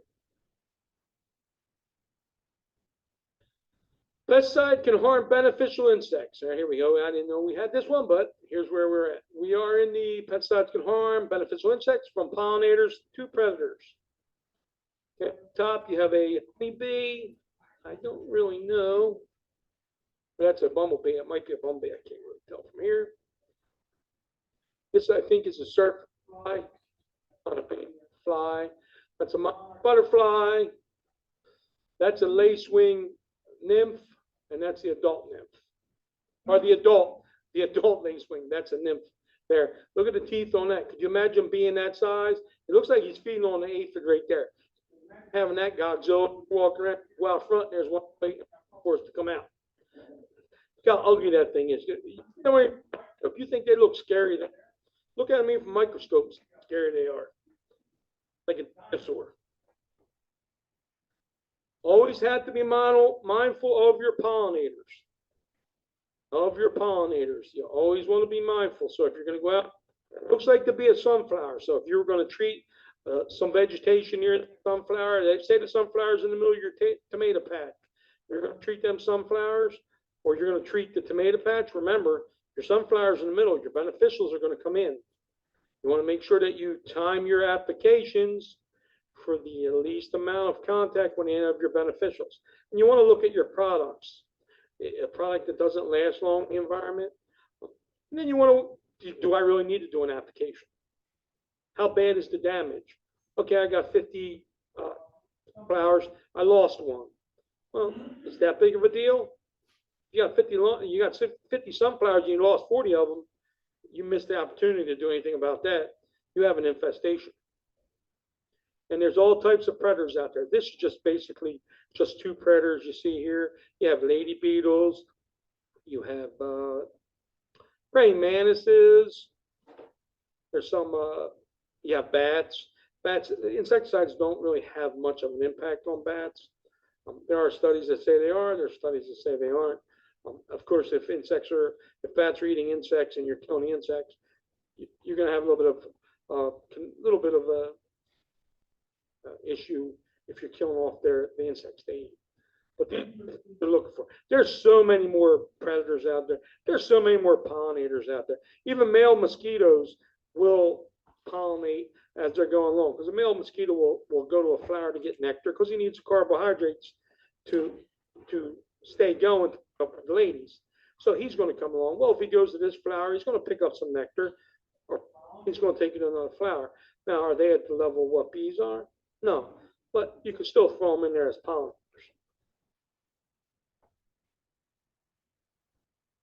Okay. Resistant arthropod profile. All right, let's just go with common name. That's one of those Latin names that we all sound smart when we say that. Let's just go with what us regular folks know. Colorado beetle. That's a Lepidopteran. Yeah, okay. Colorado potato makes us all feel good. Here's resistant profile. It's resistant to a bacteria, a BTI product in the USA, carbinol, which is a product we use here, Canada, Italy, Poland, USA. This is a list of products that have been used against this beetle and this beetle has shown to be resistant to. Now, the resistance could have been built up in that particular species of beetle overuse. Oh, it says 10 gallons to 100 gallons. I'm going to put 15 gallons. 10 kills them all. 15 is going to do better. And the insect gets constantly dosed with the same product, and then it allows the insect to build up a resistance to that product. And these products, if you looked at this list, other than DDT, I don't think DDT is labeled to be used in the United States anymore. And you see the number of countries up there, and where's DDT? DDT is still being used in Austria, Belgium, Canada, Czechoslovakia, Hungary, Italy. Now imagine all the produce we get from those countries. So that produce may or may not have been treated with DDT. Yeah, well, I think this slide's, I think these slides from 2003. I don't think DDT, Mary, is DDT still being allowed to use? Mary's not here. I'm gonna have to get back to you. I'm pretty sure DDT is not. If it is, I have a quart of DDT at my house. I don't want it. I just want the container, but I'll give you a different container. But these are how products are used, and we don't know what the application level or the application rate is in Switzerland as in compared in Canada. Each country may have a different application rate, and that may be the reason why we're developing a resistance in this particular beetle. And the quicker you develop a resistance, the less ammunition we have on the shelf to control it. And then we have to have companies start going out and designing a new product to control that beetle. Yes.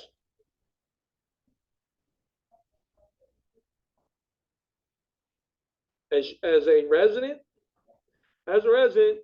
you can either bring it to the household waste. We have a household waste collection day in Gloucester County. There's 2 here and 2 at the landfill.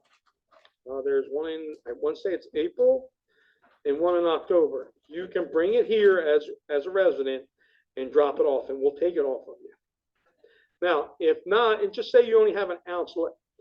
If you read the label and the label says you can use this on the rose bush, you're not violating the label by using it on a rose bush, because it does say you can apply that product to the rose bush.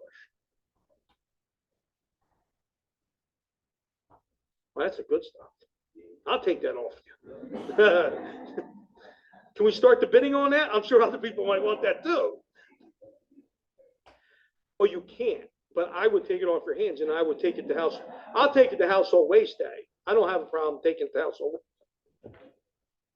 No, you can't use that. A lot of products that get banned or removed, products that have been sold at the butler, as you're constantly dosing, or they're constantly getting dosed multiple times by us home applicators, we'll call us the non-licensed people. I call home applicators or home exterminators.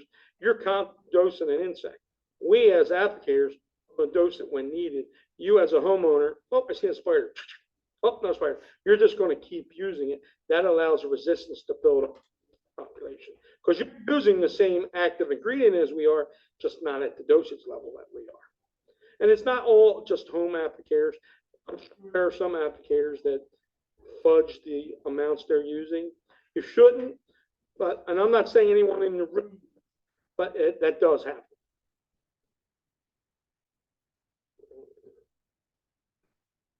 Human health, routes of entry, ingestion. You know, everybody wants to have a little malathion with their Cheerios in the morning, right? You know, inhalation and contact. You as a home exterminator, we'll call you a home applicator. You as a home applicator, where do you think you may get the biggest chance of ingestion or of routes of entry? What would be your first one? Domo, because how many people, when you go leave Home Depot and don't have gloves on when you're applying your weed killer? It already comes, it's ready to go. You don't know what you're getting on your hands. You're going to walk around with no your sandals on because you just bought it. Again, we're back to, hey, on the shelf, it's right here. I don't need a license to buy it. I can buy it and go do it. They're your 3 main routes of entry. Ingestion would be if we were out applying and at lunchtime you decide we didn't wear our gloves all morning, you decide that you're going to eat your lunch, and you decide to eat your lunch with your dirty hands. Inhalation would be if we're applying a fogger or a ULV based product, or it could be a powder or a dust, and when you get it and you inhale it in your lungs. Contact is the most common one, and that can happen when you're mixing, applying, and there's people put gloves on and you're out there and it's 90 degrees and you're walking along applying, and what's the first thing you do? Okay, well, whatever's here is now here. Whatever's here as you sweat is going down in your eyes. So, and you always have to be mindful of what you're doing. It's a lot for everyone to think about. But once you do it enough, it's just common knowledge. Toxicity equals dose equals response. The higher the toxicity, the larger the dose equals what response you have to have. But understand, you can have a product that's highly toxic and your dose is very little and still have major health issues. Ability of a substance to cause an adverse effect on an organism. That's toxicity. So we first got to determine what we're going to use and what's the adverse effects it has on the organism. Then we turn around, the amount of the substance ingested, inhaled, or contact. This is for human beings. So we're going to look at, we did a study somewhere and we said, we put this much on Wayne over there. He's been in there for 36 years. His hair fell out. All right, we know he had too much mouthfeel. We need to tell him to stop. All substances are poisons. There is none which is not a poison. The right dose differentiates a poison and a remedy. That's from Parcellus from 1493 to 1541. I'm assuming he is a doctor, and that's what he has written. Because you can take some poisons in a very low dosage and not die from them. And then if you take some poisons in low doses, and it kills you. So it depends on how much you're getting. Acute toxicity. This is how we determine acute toxicity. We have, this is where we're talking about our rats. We have 10 rats. We put the poison, we're going to call it poison on 5 rats. Kills, out of the 10, it kills those 5. That's the lethal dose 50. LD 50 means that's the amount of the product to kill 50% of the population. So we know that we put down 1 pound of this product with these 10 rats, and we fed these 5 with a pound, these 5 with this amount. This is the amount it killed, that's able to kill those 50 of the rats in that population. So that gives us the LD 50, the lethal dosage of this ingredient to kill 50% of the population. Test population. Wonder who signed up for that test. Relative acute toxicity of substances in the home. Okay. Absolute vodka. Well, I don't know if that's absolute vodka or not, but let's just say absolute alcohol. That's where I was going with that. The LD50 is 10,600. Its common use is a beverage and preservative. So I'm thinking that's alcohol just in general. Table salt, enough to kill 50% of, or 50 people out of 100 is 3,800 parts. Rotatone, rotamin, that's an insecticide, pesticide. We don't use that in New Jersey. That's pretty nasty stuff. That's 1,500. Permethrin, we did talk about that. Botanical insecticide. See, we put that botanical in there and make you feel good. It's good stuff. Carbonol, carbonate, insecticide. And you see how you're getting lower. Now we started out at alcohol. Now look where we're at on nicotine. Look at the amount of nicotine it takes. 0.3 to kill 50% of the population. Acetone, 10.7. That's nail polish remover. I know most ladies get their nails done. If not, you still use a nail polish remover. Caffeine. We all drink caffeine, coffee, soda. We have caffeine of some sort. 355 to kill 50% of a population. That's milligrams, kilograms, body weight. So think about it. We're up at the top. Look how high it is up there, and look at the common things. These are things we use, at least the caffeine and the nicotine are. Not everyone smokes, but there are things that are common to people. And the acetone, if you're not using it for nail polish remover, there's several other things that may be in that you would come in contact with. No, what that's saying is the amount of tobacco, milligrams to kilograms, to kill 50% of the population.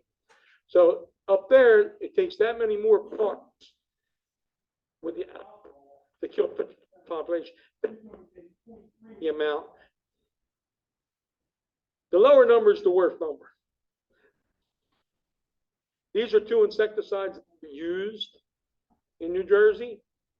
Look at the parts, the milligrams per kilograms of weight.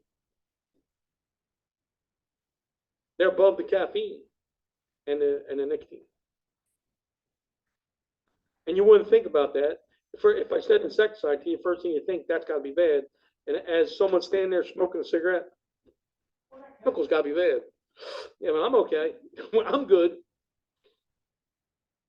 Rototone, that's a insecticide that was used.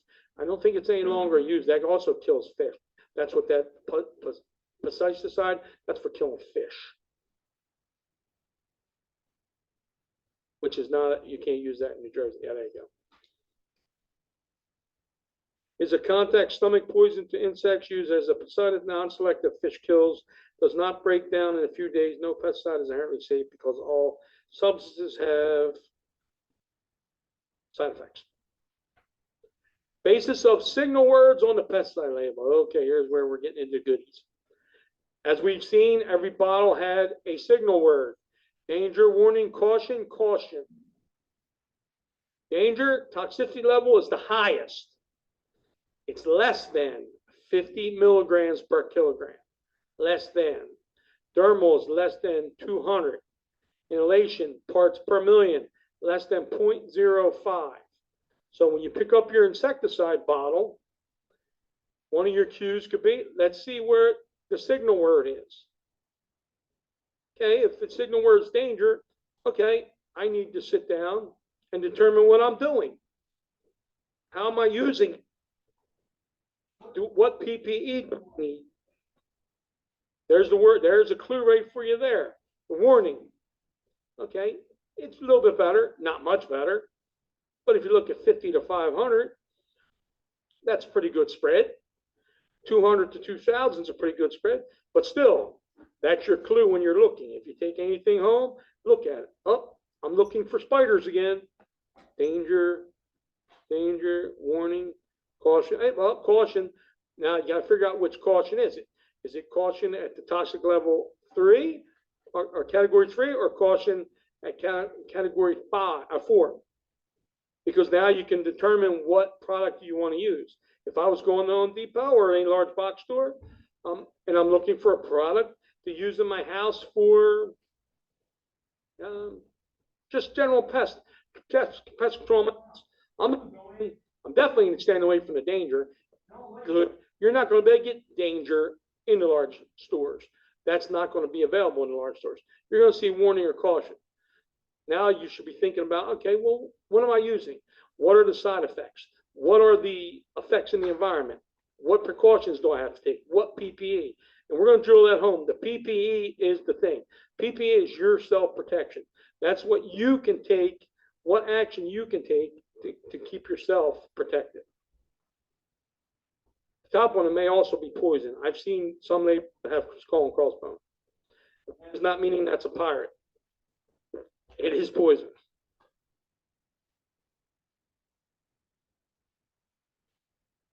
Toxic category. This is the acute toxicity. We really didn't get into acute and chronic.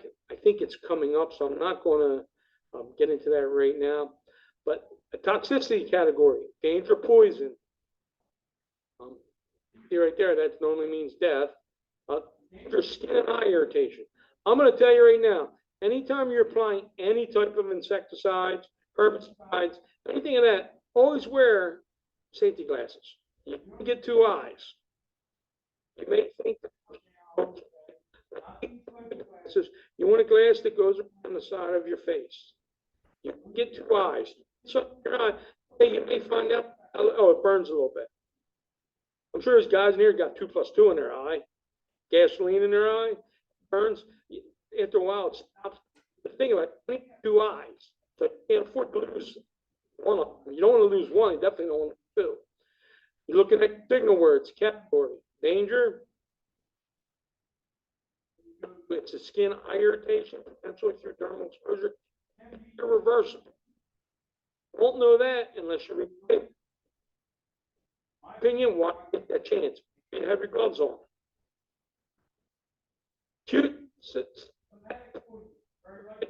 Acute illness through oral relations. Acute toxicity. I got dosed with that product one time. I am now sick. One time, I walked in that room and I put the bug bomb out. I walked out. I am now sick. I don't know what level of illness I'm going to have, but I'm sick. Chronic toxicity, many exposure. If you have an acute toxicity level, do not take any chances with that product. Stay out for an hour, stay out for an hour. If it's a little, don't ever go shorter. It says if you go a little longer, wait for it to dry, and you think it's good, go 2 hours. It's your safety that you have in hands. EPA of the United States Protection Agency registers all and all the research on all the products and is required by law. Pending registration, I can tell you there's several products that are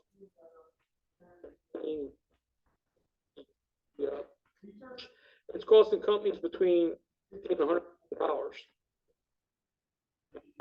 So many hurdles. Is it toxic to fish? Is it toxic to this? Is it toxic to that? So it needs to be there for the research, make sure we're not unleashing a product in the environment, but it doesn't come at a cost. For food or animal feed marketed in the United States, pesticide residue limits, tolerance by community, FDA and USDA enforced. If you eat cereal, pancake mix, anything like that, you've had bug parts. There's a certain amount of bug parts in there. There's a certain amount of pesticide residue in there. It's just kept at a level that is tolerable for human beings. The label incorporates all registration requirements. NJDEP, Pesticide Control Program, mandated by law. New Jersey Pesticide Control Act, regulation, New Jersey Admin Code. And this is worse than pesticide label. So if you really want to read it, be my guest. It has some good parts in it, but if you're not an applicator or an operator, it really is not going to give you any information that you want. This is to ensure compliance with federal and state laws, regulations regarding the use, sale, transport, disposal, manufacture, and storage of pesticides. Station, Avenue. They're also online. It's easy to go online to get a hold of them. You can go right online and pull up that Title 7, Chapter 30 if you want to read that.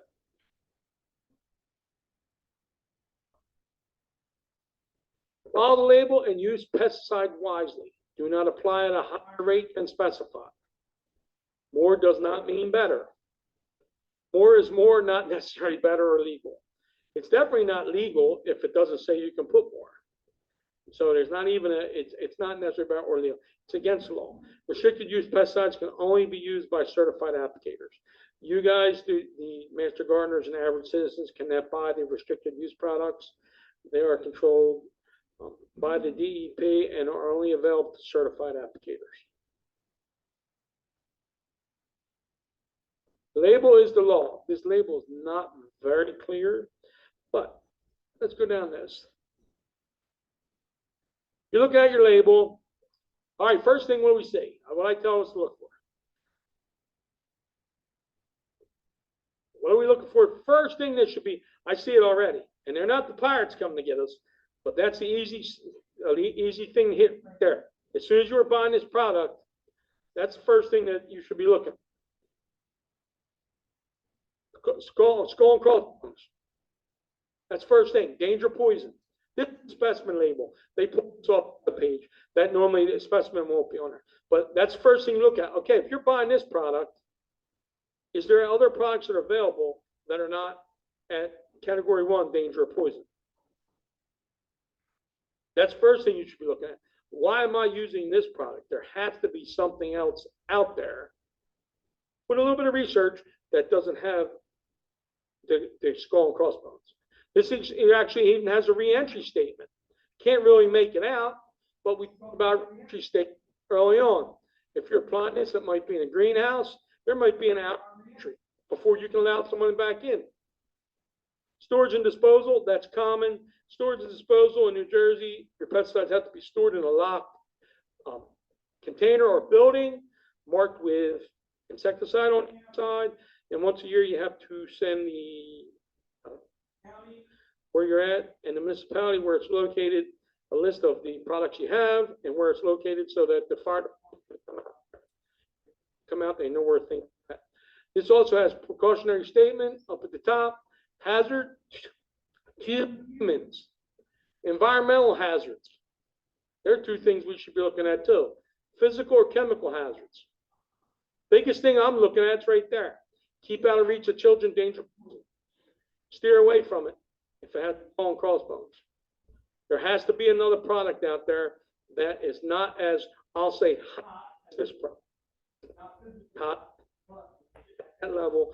There has to be another product out there not as bad as this product. Minimum risk pesticide. Any pesticide or pesticidal active ingredients alone or in combination with certain inert ingredients that EPA has determined are not of a character necessary to be regulated under FIFRA, that's the Federal Insecticide, Fungicide, and Rodenticide Act. It has been exempt from registration and reporting requirements of Section 225B of FIFRA and 20 CFR Part 152 of the corresponding regulations. These are just an example list of things that are listed on that. Cedar oil, citronella, corn, gluten meal, blood, garlic oil, larval sulfate, malic acid, sodium chloride, thyme, white pepper, and zinc metal. That list has since grown somewhat. When you buy these products, I know the garlic oil, we have a product in mosquito control we can use for barrier control. That is a garlic oil-based product. It smells like burnt garlic. I've gotten so-so results with it, but I've talked to other people and they said it works great. We haven't gotten really good results with it. But if you go to that list, there are many more than just that on the list. If using those, they will have a label. And back to read the label. Just because it says minimum risk, there is a risk. It's just a minimum risk. You still have to read that label. That does not absolve you from reading that label. Illegal pesticides. Pesticides canceled or restricted use in U.S. shipped in from other countries. All right, what's wrong with that picture already up there? We already know there's a problem. Just by looking at it, what's the problem? No label. First thing out of your mouth. Can you imagine a little child come along, grab that? Could it be grain? Could it be something I'm eating? Could it be something? Hey, I got to test that. It doesn't. And what type of container it's in? It's not the container. It shouldn't be in that there. That's somebody took that product from the original container and decided to make it in little bags. Repackaged restricted use materials marked the U.S.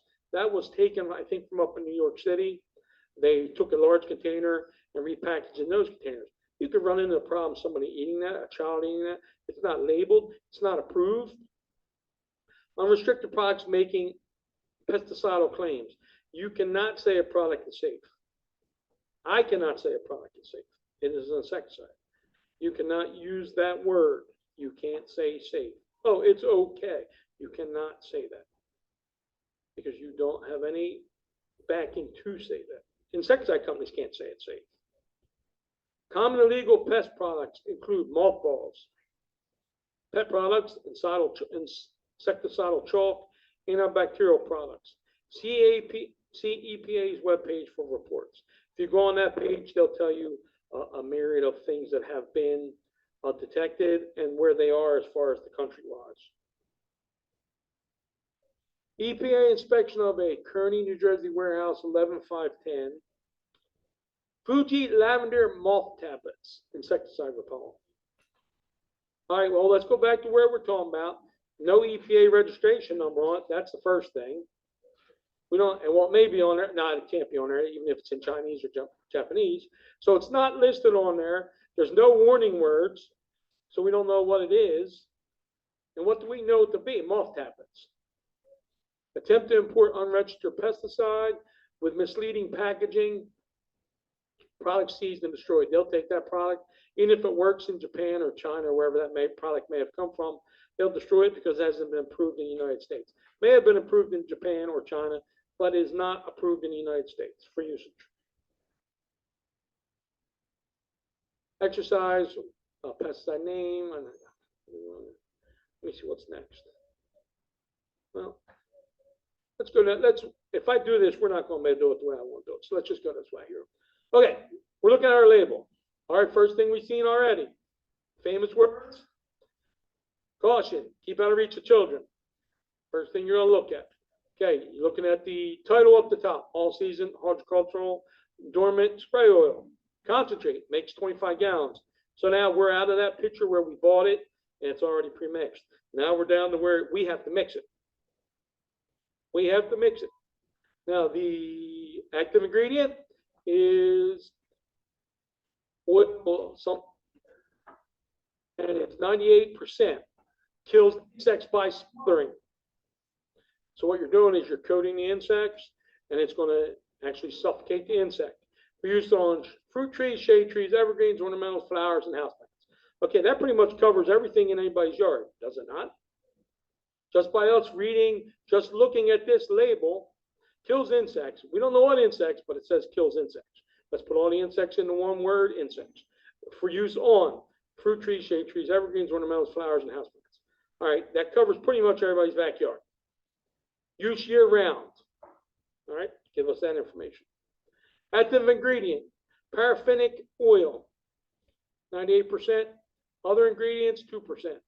So the other ingredients are an inert material, might be water, could be anything. They do not have to list them, but they do have to list the percentage of the other ingredient. Here's where we get into our fun part. All season horticultural and dormant spray oil concentrate. Now, controls scales, scale insects. If we don't know what scale insects look like, we need to determine what our pest is. Do we have scale insects? Let's see. All right, we got mealybugs. We know we have them. Apple aphids, European red spider mites, leaf miners, and many more. All right, that what? Many more. Use now. If you get down a little further, once we get the many more, use on pears, cherries, peaches, asparagus, corn, roses, houseplants, and in-home greenhouses. We get down to the next one. All season horticulture and dormant oil is self-emulsifying spray oil composed of superior high paraffinic oil with emulsifier spreader. Remember, we put that in there. Sometimes it's a sticker. Sometimes it makes the product float in the air. You're going to add an emulsifier in there, which envelop, wet, and smother overwintering eggs of European red spider mites, aphids, scale insects, apple aphids, except rose aphids. There you go. Now, do we know the difference between an apple aphid and a rose aphid? We just know it's an aphid, and all aphids have to go. That's what we know. That's what we know. Bud moth, leaf roller, red bug, codling moth larvae, Scyphia adults, blister mites, galls, white fire. Now, see, we're sitting here looking at this, and you bought this product to kill the insects. You need to know what insect to kill them. Does this product kill that insect? Is it listed on it? Got to read it first. All season horticultural and dormant spray oil is high quality, pleasant to use. Is pleasant to use spray oil that will not harm clothing. So we say it's pleasant. So does the music come out while we're spraying it? It's pleasant. Do we feel good? We go down to the bottom. We have store, transport, and upright position. Always have your container secured. You don't want the container rolling around. Us guys as applicators know your containers have to be secured. You don't want your container falling over, the lid coming off.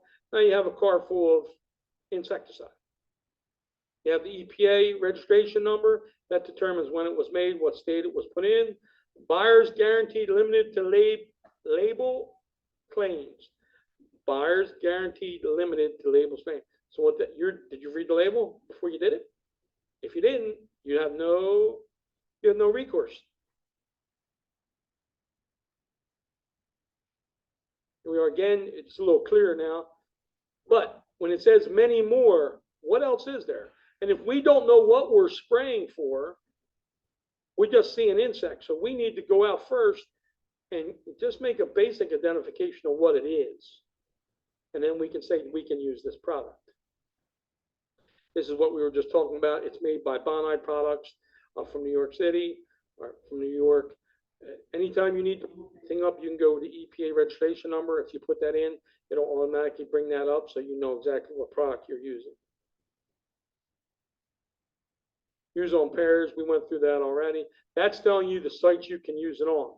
So if it's not listed on there, you can't use it. So if I wanted to use it on asparagus, oh no, asparagus is up there. If you wanted to use it on tomatoes, tomatoes are not up there. Can't use this on tomatoes. You have to make sure what you're using on is listed on the label. If not, it is a violation of the label.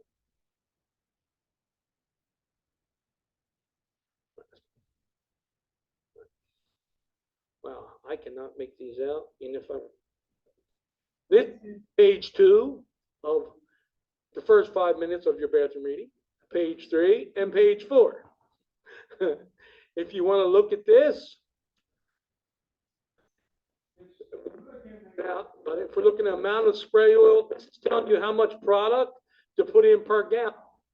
So now, as this young lady second row said, how do I know what I'm putting in it? Well, this will tell you, we're making a gallon. I have to put 2 teaspoons in 1 gallon of water. This is one of those products that you buy and you have to make. I prefer any of the gardeners at home, buy something that is already pre-mixed. This way you can keep yourself out of having to mix a product. You don't have to worry about mixing a product. This isn't clear enough to read it, but there's 4 pages of how to mix it. Sprayer use instructions, green tip stage. There's multiple things on there. When you're looking at green tip, what's the vegetation? Does it have a green tip on it? What stage of growth is it in? They're all things that you have to determine before you make your application. So it's almost like you're a scientist. Precautionary statements. Now, this was a Hulse crawler oil, remember? We didn't think it was, it said it pleasant. Look what it says. Hazardous to human and animals. Harmful swallowed, inhaled, absorbed through the skin. Do not get in eyes, on skin, or clothing. But it said it didn't stain clothing, but for some reason it says don't get it on your clothing. Avoid breathing spray mist. There's when you're applying as low as possible. Not up here because you get the evasion coming up down there. Wash in case of contact. Wash immediately with soap and warm water.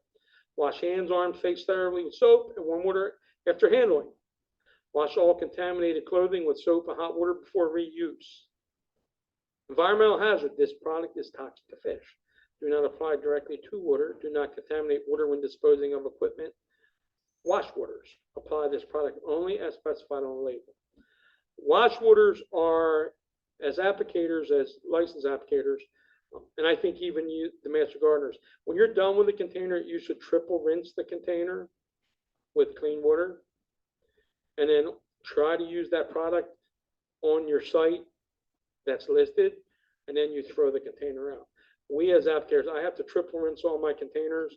I have to keep the wastewater, the wash water they call it, I call it wastewater. I have to triple rinse, then I can get rid of the container, but I have to keep the wash water in a 55-gallon drum, and I have to get rid of it at the hazardous waste day. You can't put that out anywhere. So you're trying to keep the product out of the landfills. Remember, hazards are product specific. So you have to read your label to know what you're doing with it. Environmental hazards. Here we are again. If you're next to the swamp, remember that product's toxic to fish. I have a koi pond on my property. Do I want to use this? The only time you may make a decision on that would be when my koi pond's all the way back in the back 5 acres, and I'm using this, up on my driveway. But you wouldn't really want to put any of this type of product near any fish, because it's telling you it's highly toxic to fish. Minimize exposure. Button collar, cuffs buttoned over, resistant gloves. I much rather like the gloves on the outside, but they stay from inside. Long sleeve pants. That's the minimal amount of protection. I suggest rubber gloves. On the newer ones, they suggest rubber gloves if you're using anything. Obviously, you don't want to do the Home Depot home exterminator to look over there on the left or on the right. You don't want to go there like that. The only thing he is missing, he's missing his glasses. He's missing his glasses, and that would be his big problem, not having glasses. And it's easy to get out of the car and not remember to do that. Here's a guy on the right. Depending on what application, I think he may be doing a turf application, and it would depend on what products you're using. He's in a Tyvek suit, or it's a containment suit of some sort. He's got his gloves on. He's got goggles on. He may have glasses underneath his goggles. I don't know if that's a cell phone in his hand, but whatever's in his hand right now, he's just mixing or mixing the chemical that has contamination on it now. Because no matter how much you think you're going to not get the product on you when you're mixing it, you're going to have residue on your hands. Here's your gloves: fabric, composition, and thickness. One's up in the right corner. I wouldn't use them for any type of insecticide treatments. Even home gardeners, I wouldn't use them at all.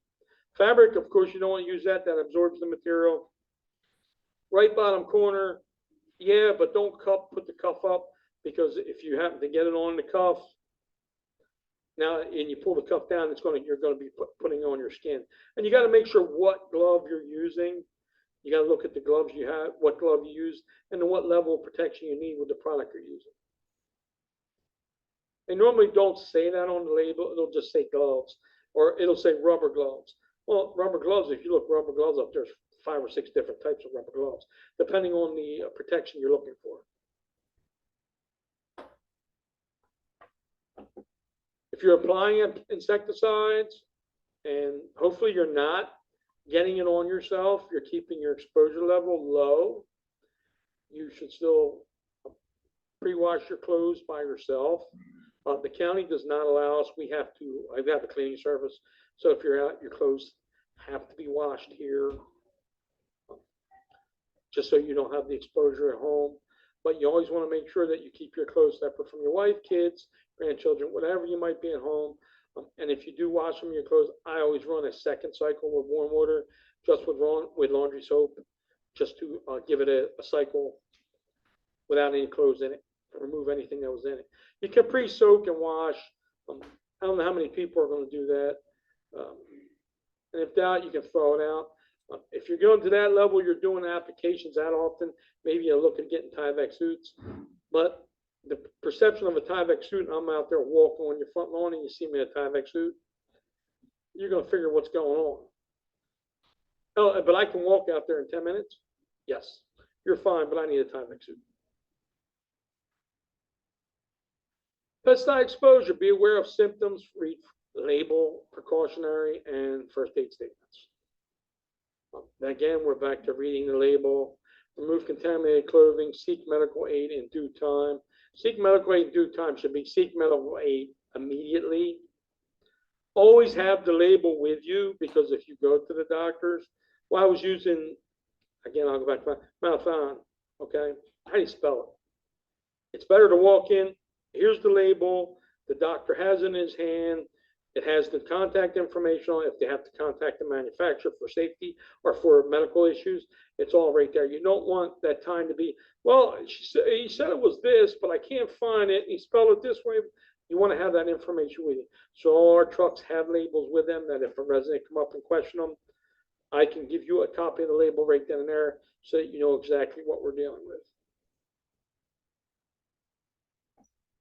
Precautionary statements, wording, and example. Have the product container label with you when calling. That's what we just talked about.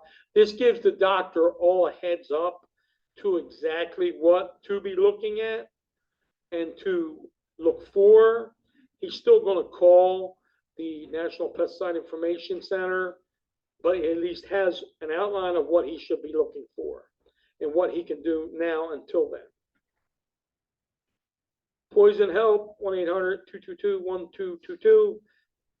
You tell them it's always best to have a label with you so you can tell them exactly what you're using, and it makes it easier for them and it gets you your help quickly. Pesticide storage at home, locked for safety. always labeled and original container. All right, if we go in your shed out back, is everything locked up? You go underneath your sink, is your disinfectant locked up? Your bleach locked up? No. If you have children, you want to make sure that that would make sure. I'd like to have them locked, but asking everyone to lock them. But if you have children, make sure they're at least out of the way and locked. If you have pesticides, you definitely want to have them out of reach of any small children. I don't know if they can mandate you have to lock them away. If you have that available, I would do it. We as applicators, licensed applicators, have to have ours locked and have to be kept in original containers. I've seen where people have put insecticides in other containers.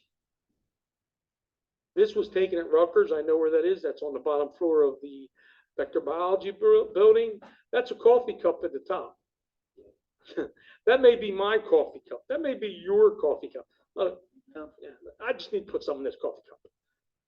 And he's also mixing chemical in a common area with a sink in the common area. Look, there's dishes down at the bottom. There's a dish pan at the bottom. Dish soap up there at the left next to the container with the red labeling on. Somebody may be down there preparing their food. Never transfer from larger to small containers without proper tools. Neither of those are the proper tools. Pesticide and common household items do not mix, so you don't ever want to put them in a different container. That is a common container, like a milk jug or a Gatorade bottle or a soda bottle. You never want to do that. You always want to keep them in the same container and keep a legible label on that container.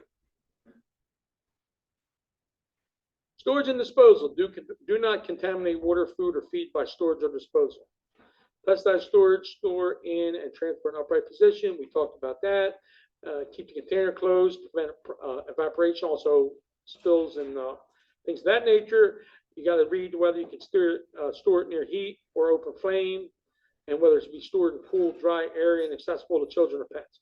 Okay, the bottom one, it has to be on there, but that should be common knowledge. You don't ever want it near children or pets, accessible to it. Pesticide container disposal if empty. Do not reuse this container. We cut a hole in our container so they cannot be reused. Place in trash or offer for recycling when available. If partially filled, call your local solid waste agency for disposal instructions. Never place unused product down any indoor or outdoor drains.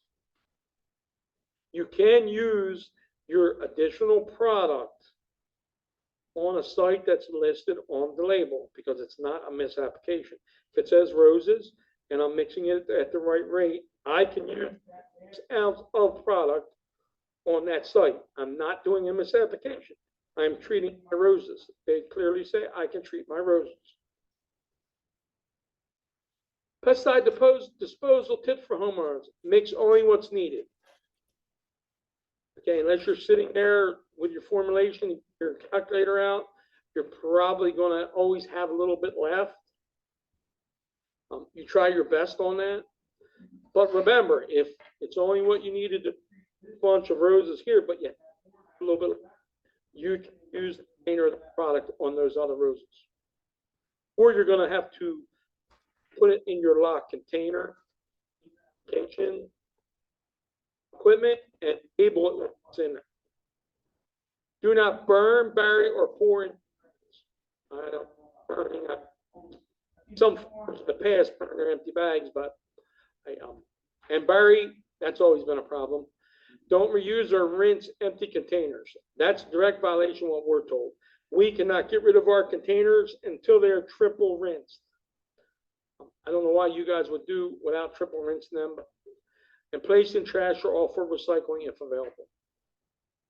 New Jersey Household Hazardous Waste Programs, we have one here at the county. I think there might be some of the pamphlets out there telling you when they are, but they're two times a year here and 2 times at the landfill. Toll-free number or website on label for recycling voluntarily. I have never seen that. Bugs are not going to inherit the earth. They own it now, so we might as well make peace with the landlord. We have to make it bearable. We all have to learn to live together. They got to learn to live with us too. I think that may be it. Questions? Any questions that we want to go over? I have a question about storage. It says keep in a cool, dry place. Can you keep it in your barn during the winter? Will that affect the chemical? Well, the word cool, to you, what's cool and what's cool to them. We have a building out back. It has a heater, in it, but it doesn't, we keep things from not getting frozen. Because I found products that freeze will separate. Yeah. And then the amount of product, whether it works or not, becomes an issue. And then you have to mix it back up. Now, we also have where it says you need to heat the building. Okay, are you going to air condition your pesticide shed? Should you? If the label says don't let a product get above 100 degrees, then you should have it. But it's all specific to the label. I hadn't seen that information on the label when I looked. Well, our one product we use, if you leave it to get above 110 degrees, it separates and turns into a different product. Okay. But it's all specific to the product you use. Most of the time, if we're looking at Roundup, Roundup doesn't have a heat or cool regulation on it. I just don't want my product to freeze because our products normally separate. And trying to get those products to commingle back together normally becomes a little bit of an issue. And whether they're taught, whether it works as well is a question. And it has to be secured in a separate building. So say this is our barn, you want to put it in that room, that's fine, as long as that room's locked and has pesticide storage on it. It has to be kept separate. Now, I've also been told that herbicides can't be stored with insecticides. So you need two separate storage areas. I'm not the DEP. I'm not going to come out and see it. And if I ask the applicants, how many spills has anybody had in here? That's what I thought. No one spills anything in New Jersey, because if you spill something, depending on the amount, I think it's over a gallon of active ingredient, it becomes a major issue. Most of the time, if people spill things, they clean up as quick as possible. You don't normally have spill issues in New Jersey. And if you do, who spilled what? I didn't spill nothing. Oh. Well, Roundup is, I know everyone sees Roundup on TV, says it causes, well, it doesn't say it causes cancer, it has shown. There's studies out there, in my opinion, this is my opinion, you can look at pretty much anything and you can get somebody to say that caused this. Roundup, glyphosate is a great active ingredient for weed control. It's great. You couldn't ask for a better product. The active ingredient, glyphosate, works great for weed control. Right now, Roundup is easy to use. My opinion is most of these people aren't using PPE when you're out there. And the other problem the other thing you have to look at is, if I were to be infected with whatever cancer they say, what are the other things in my life that had an impact there? Was I also an iron worker? Was I also a mechanic? You know, what other variables affected whether I had cancer or not? Roundup is a very good product. I don't think you'll ever see it taken off the market. But there's other products on the market that you really wouldn't want to use for weed control that are a little more toxic than Roundup. But read your label. If you don't want to use Roundup, there's several other products available out there. But if you go to those other products, and I won't name the products, but if you go to the other products, if you look at what the active ingredient is, it's the same active ingredient that's in Roundup. So the word Roundup didn't supposedly give people cancer. It's glyphosate is the active ingredient. So if Wayne's weed killer has glyphosate in it, why isn't Wayne's weed killer affecting us? It's the active ingredient. Majority of the time, it's what people don't do. They don't follow the PPE. Anybody else? Yes, ma'am.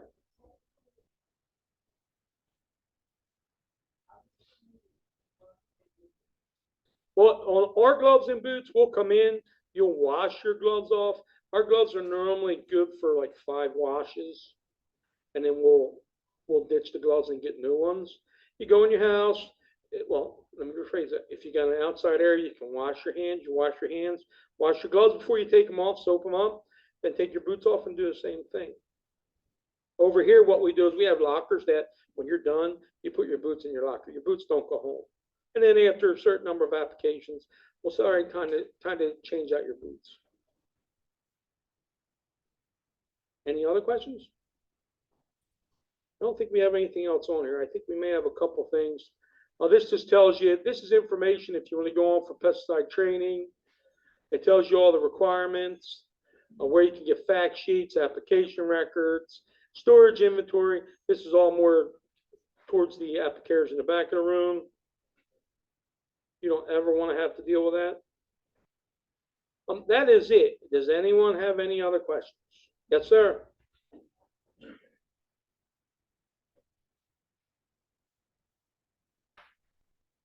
Okay, well, hopefully everyone walked out with something.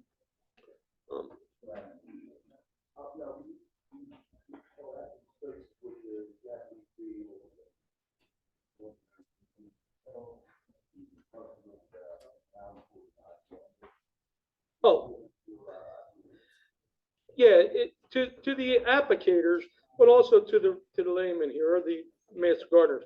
IPM is integrated pest management.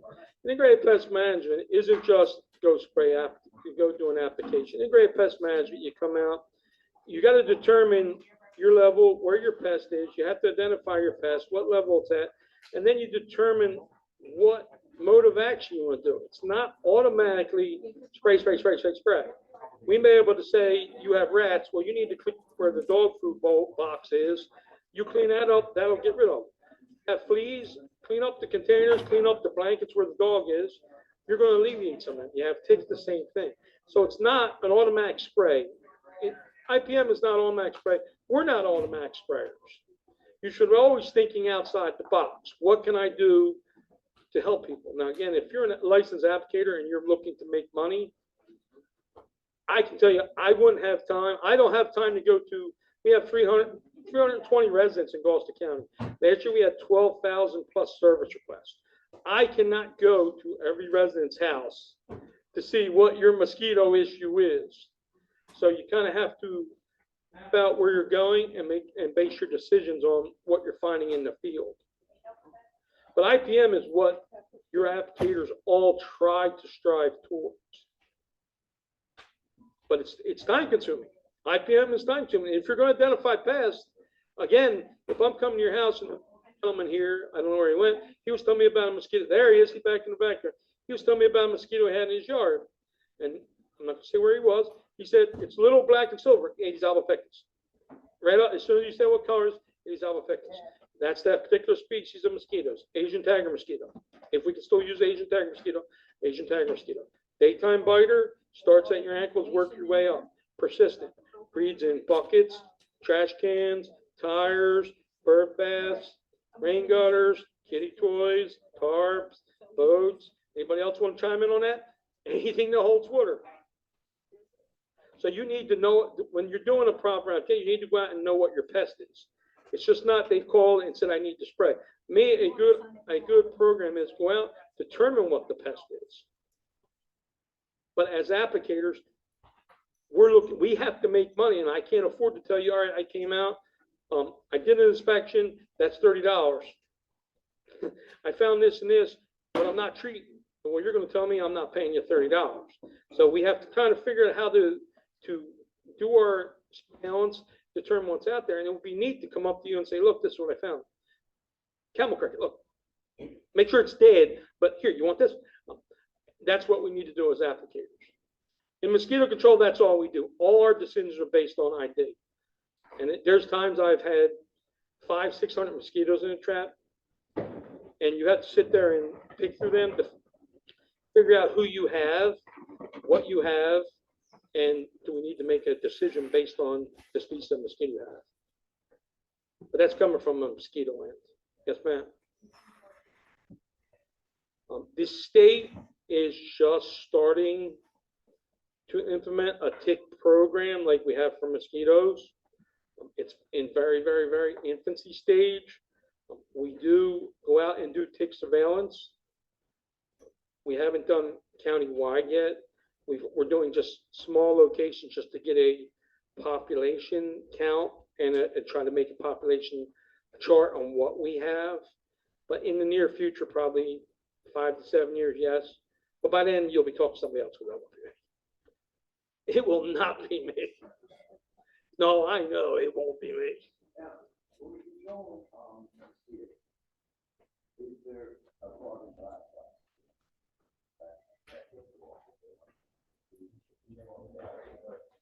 Mosquito magnet is one, $550. Yeah, they're very pricey. I don't find that any of the traps, most of the traps that are available on market, I use for surveillance. So I put them in your yard. Yeah. What we need to do, we really need to do a talk just on IPM so that everyone in the room understands what it means. Because we have mosquito IPM. Yeah. That's another talk that would probably just blow your mind. And again, we're not just applicators. I think most of your applicators left. Most applicators are in this, they have to make money. But again, I can't afford to come out, look in your house, say I found nothing, and then ask you for $50. So you're expecting something. If I come out to your house, you say, Wayne, I seen spiders. You don't want me to come back up, I didn't see any spiders. So I'm coming in and charging you for a service fee or a monthly fee, whether I seen this or not.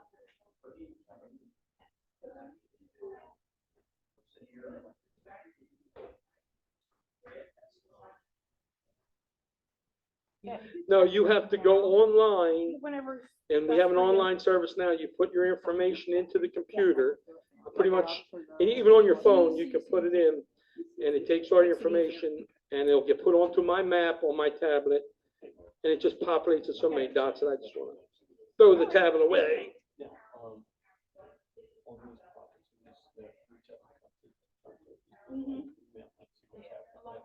No, to the county webpage, Gloucester County webpage, go to mosquito control, and now it's like 2 pages worth of discussion on what we were talking about, this gentleman with mosquito IP, and at the very bottom it'll say mosquito service request, and then fill it out. Now I just want everybody to know, when we're getting 12,000 in a 5-month period, if you call, let's say May 1st, don't think I'm going to be out May 2nd. I apologize now. It just does not work that way. And if you think you're first, there's no 1, 2, 3, 4, 5. Issue. Yeah, if you have that, we try to make an effort, but we also have weather comes into play and things of that nature. So, but we make our effort to get out. I run that program. It's my department. It's I will make every effort. Huh? Well, you can call right now. That doesn't mean you're number one in May 1st. When you call, our map comes up and dots start to populate. So you called May 1st. I can go to that dot, pull up your information. I got your address. Okay. We try to spray blocks at a time. So if you have 50 people in your 1 mile square area, in all likelihood, we'll get there quicker than you're the lone pirate out in the middle of nowhere. You're the only complainer. Yeah, it might be a while to get there. Well, we had 1,000 that didn't, and we plan on fixing. Well, I plan on fixing. I have never figured out how, but I will. Any other questions? Yes, ma'am.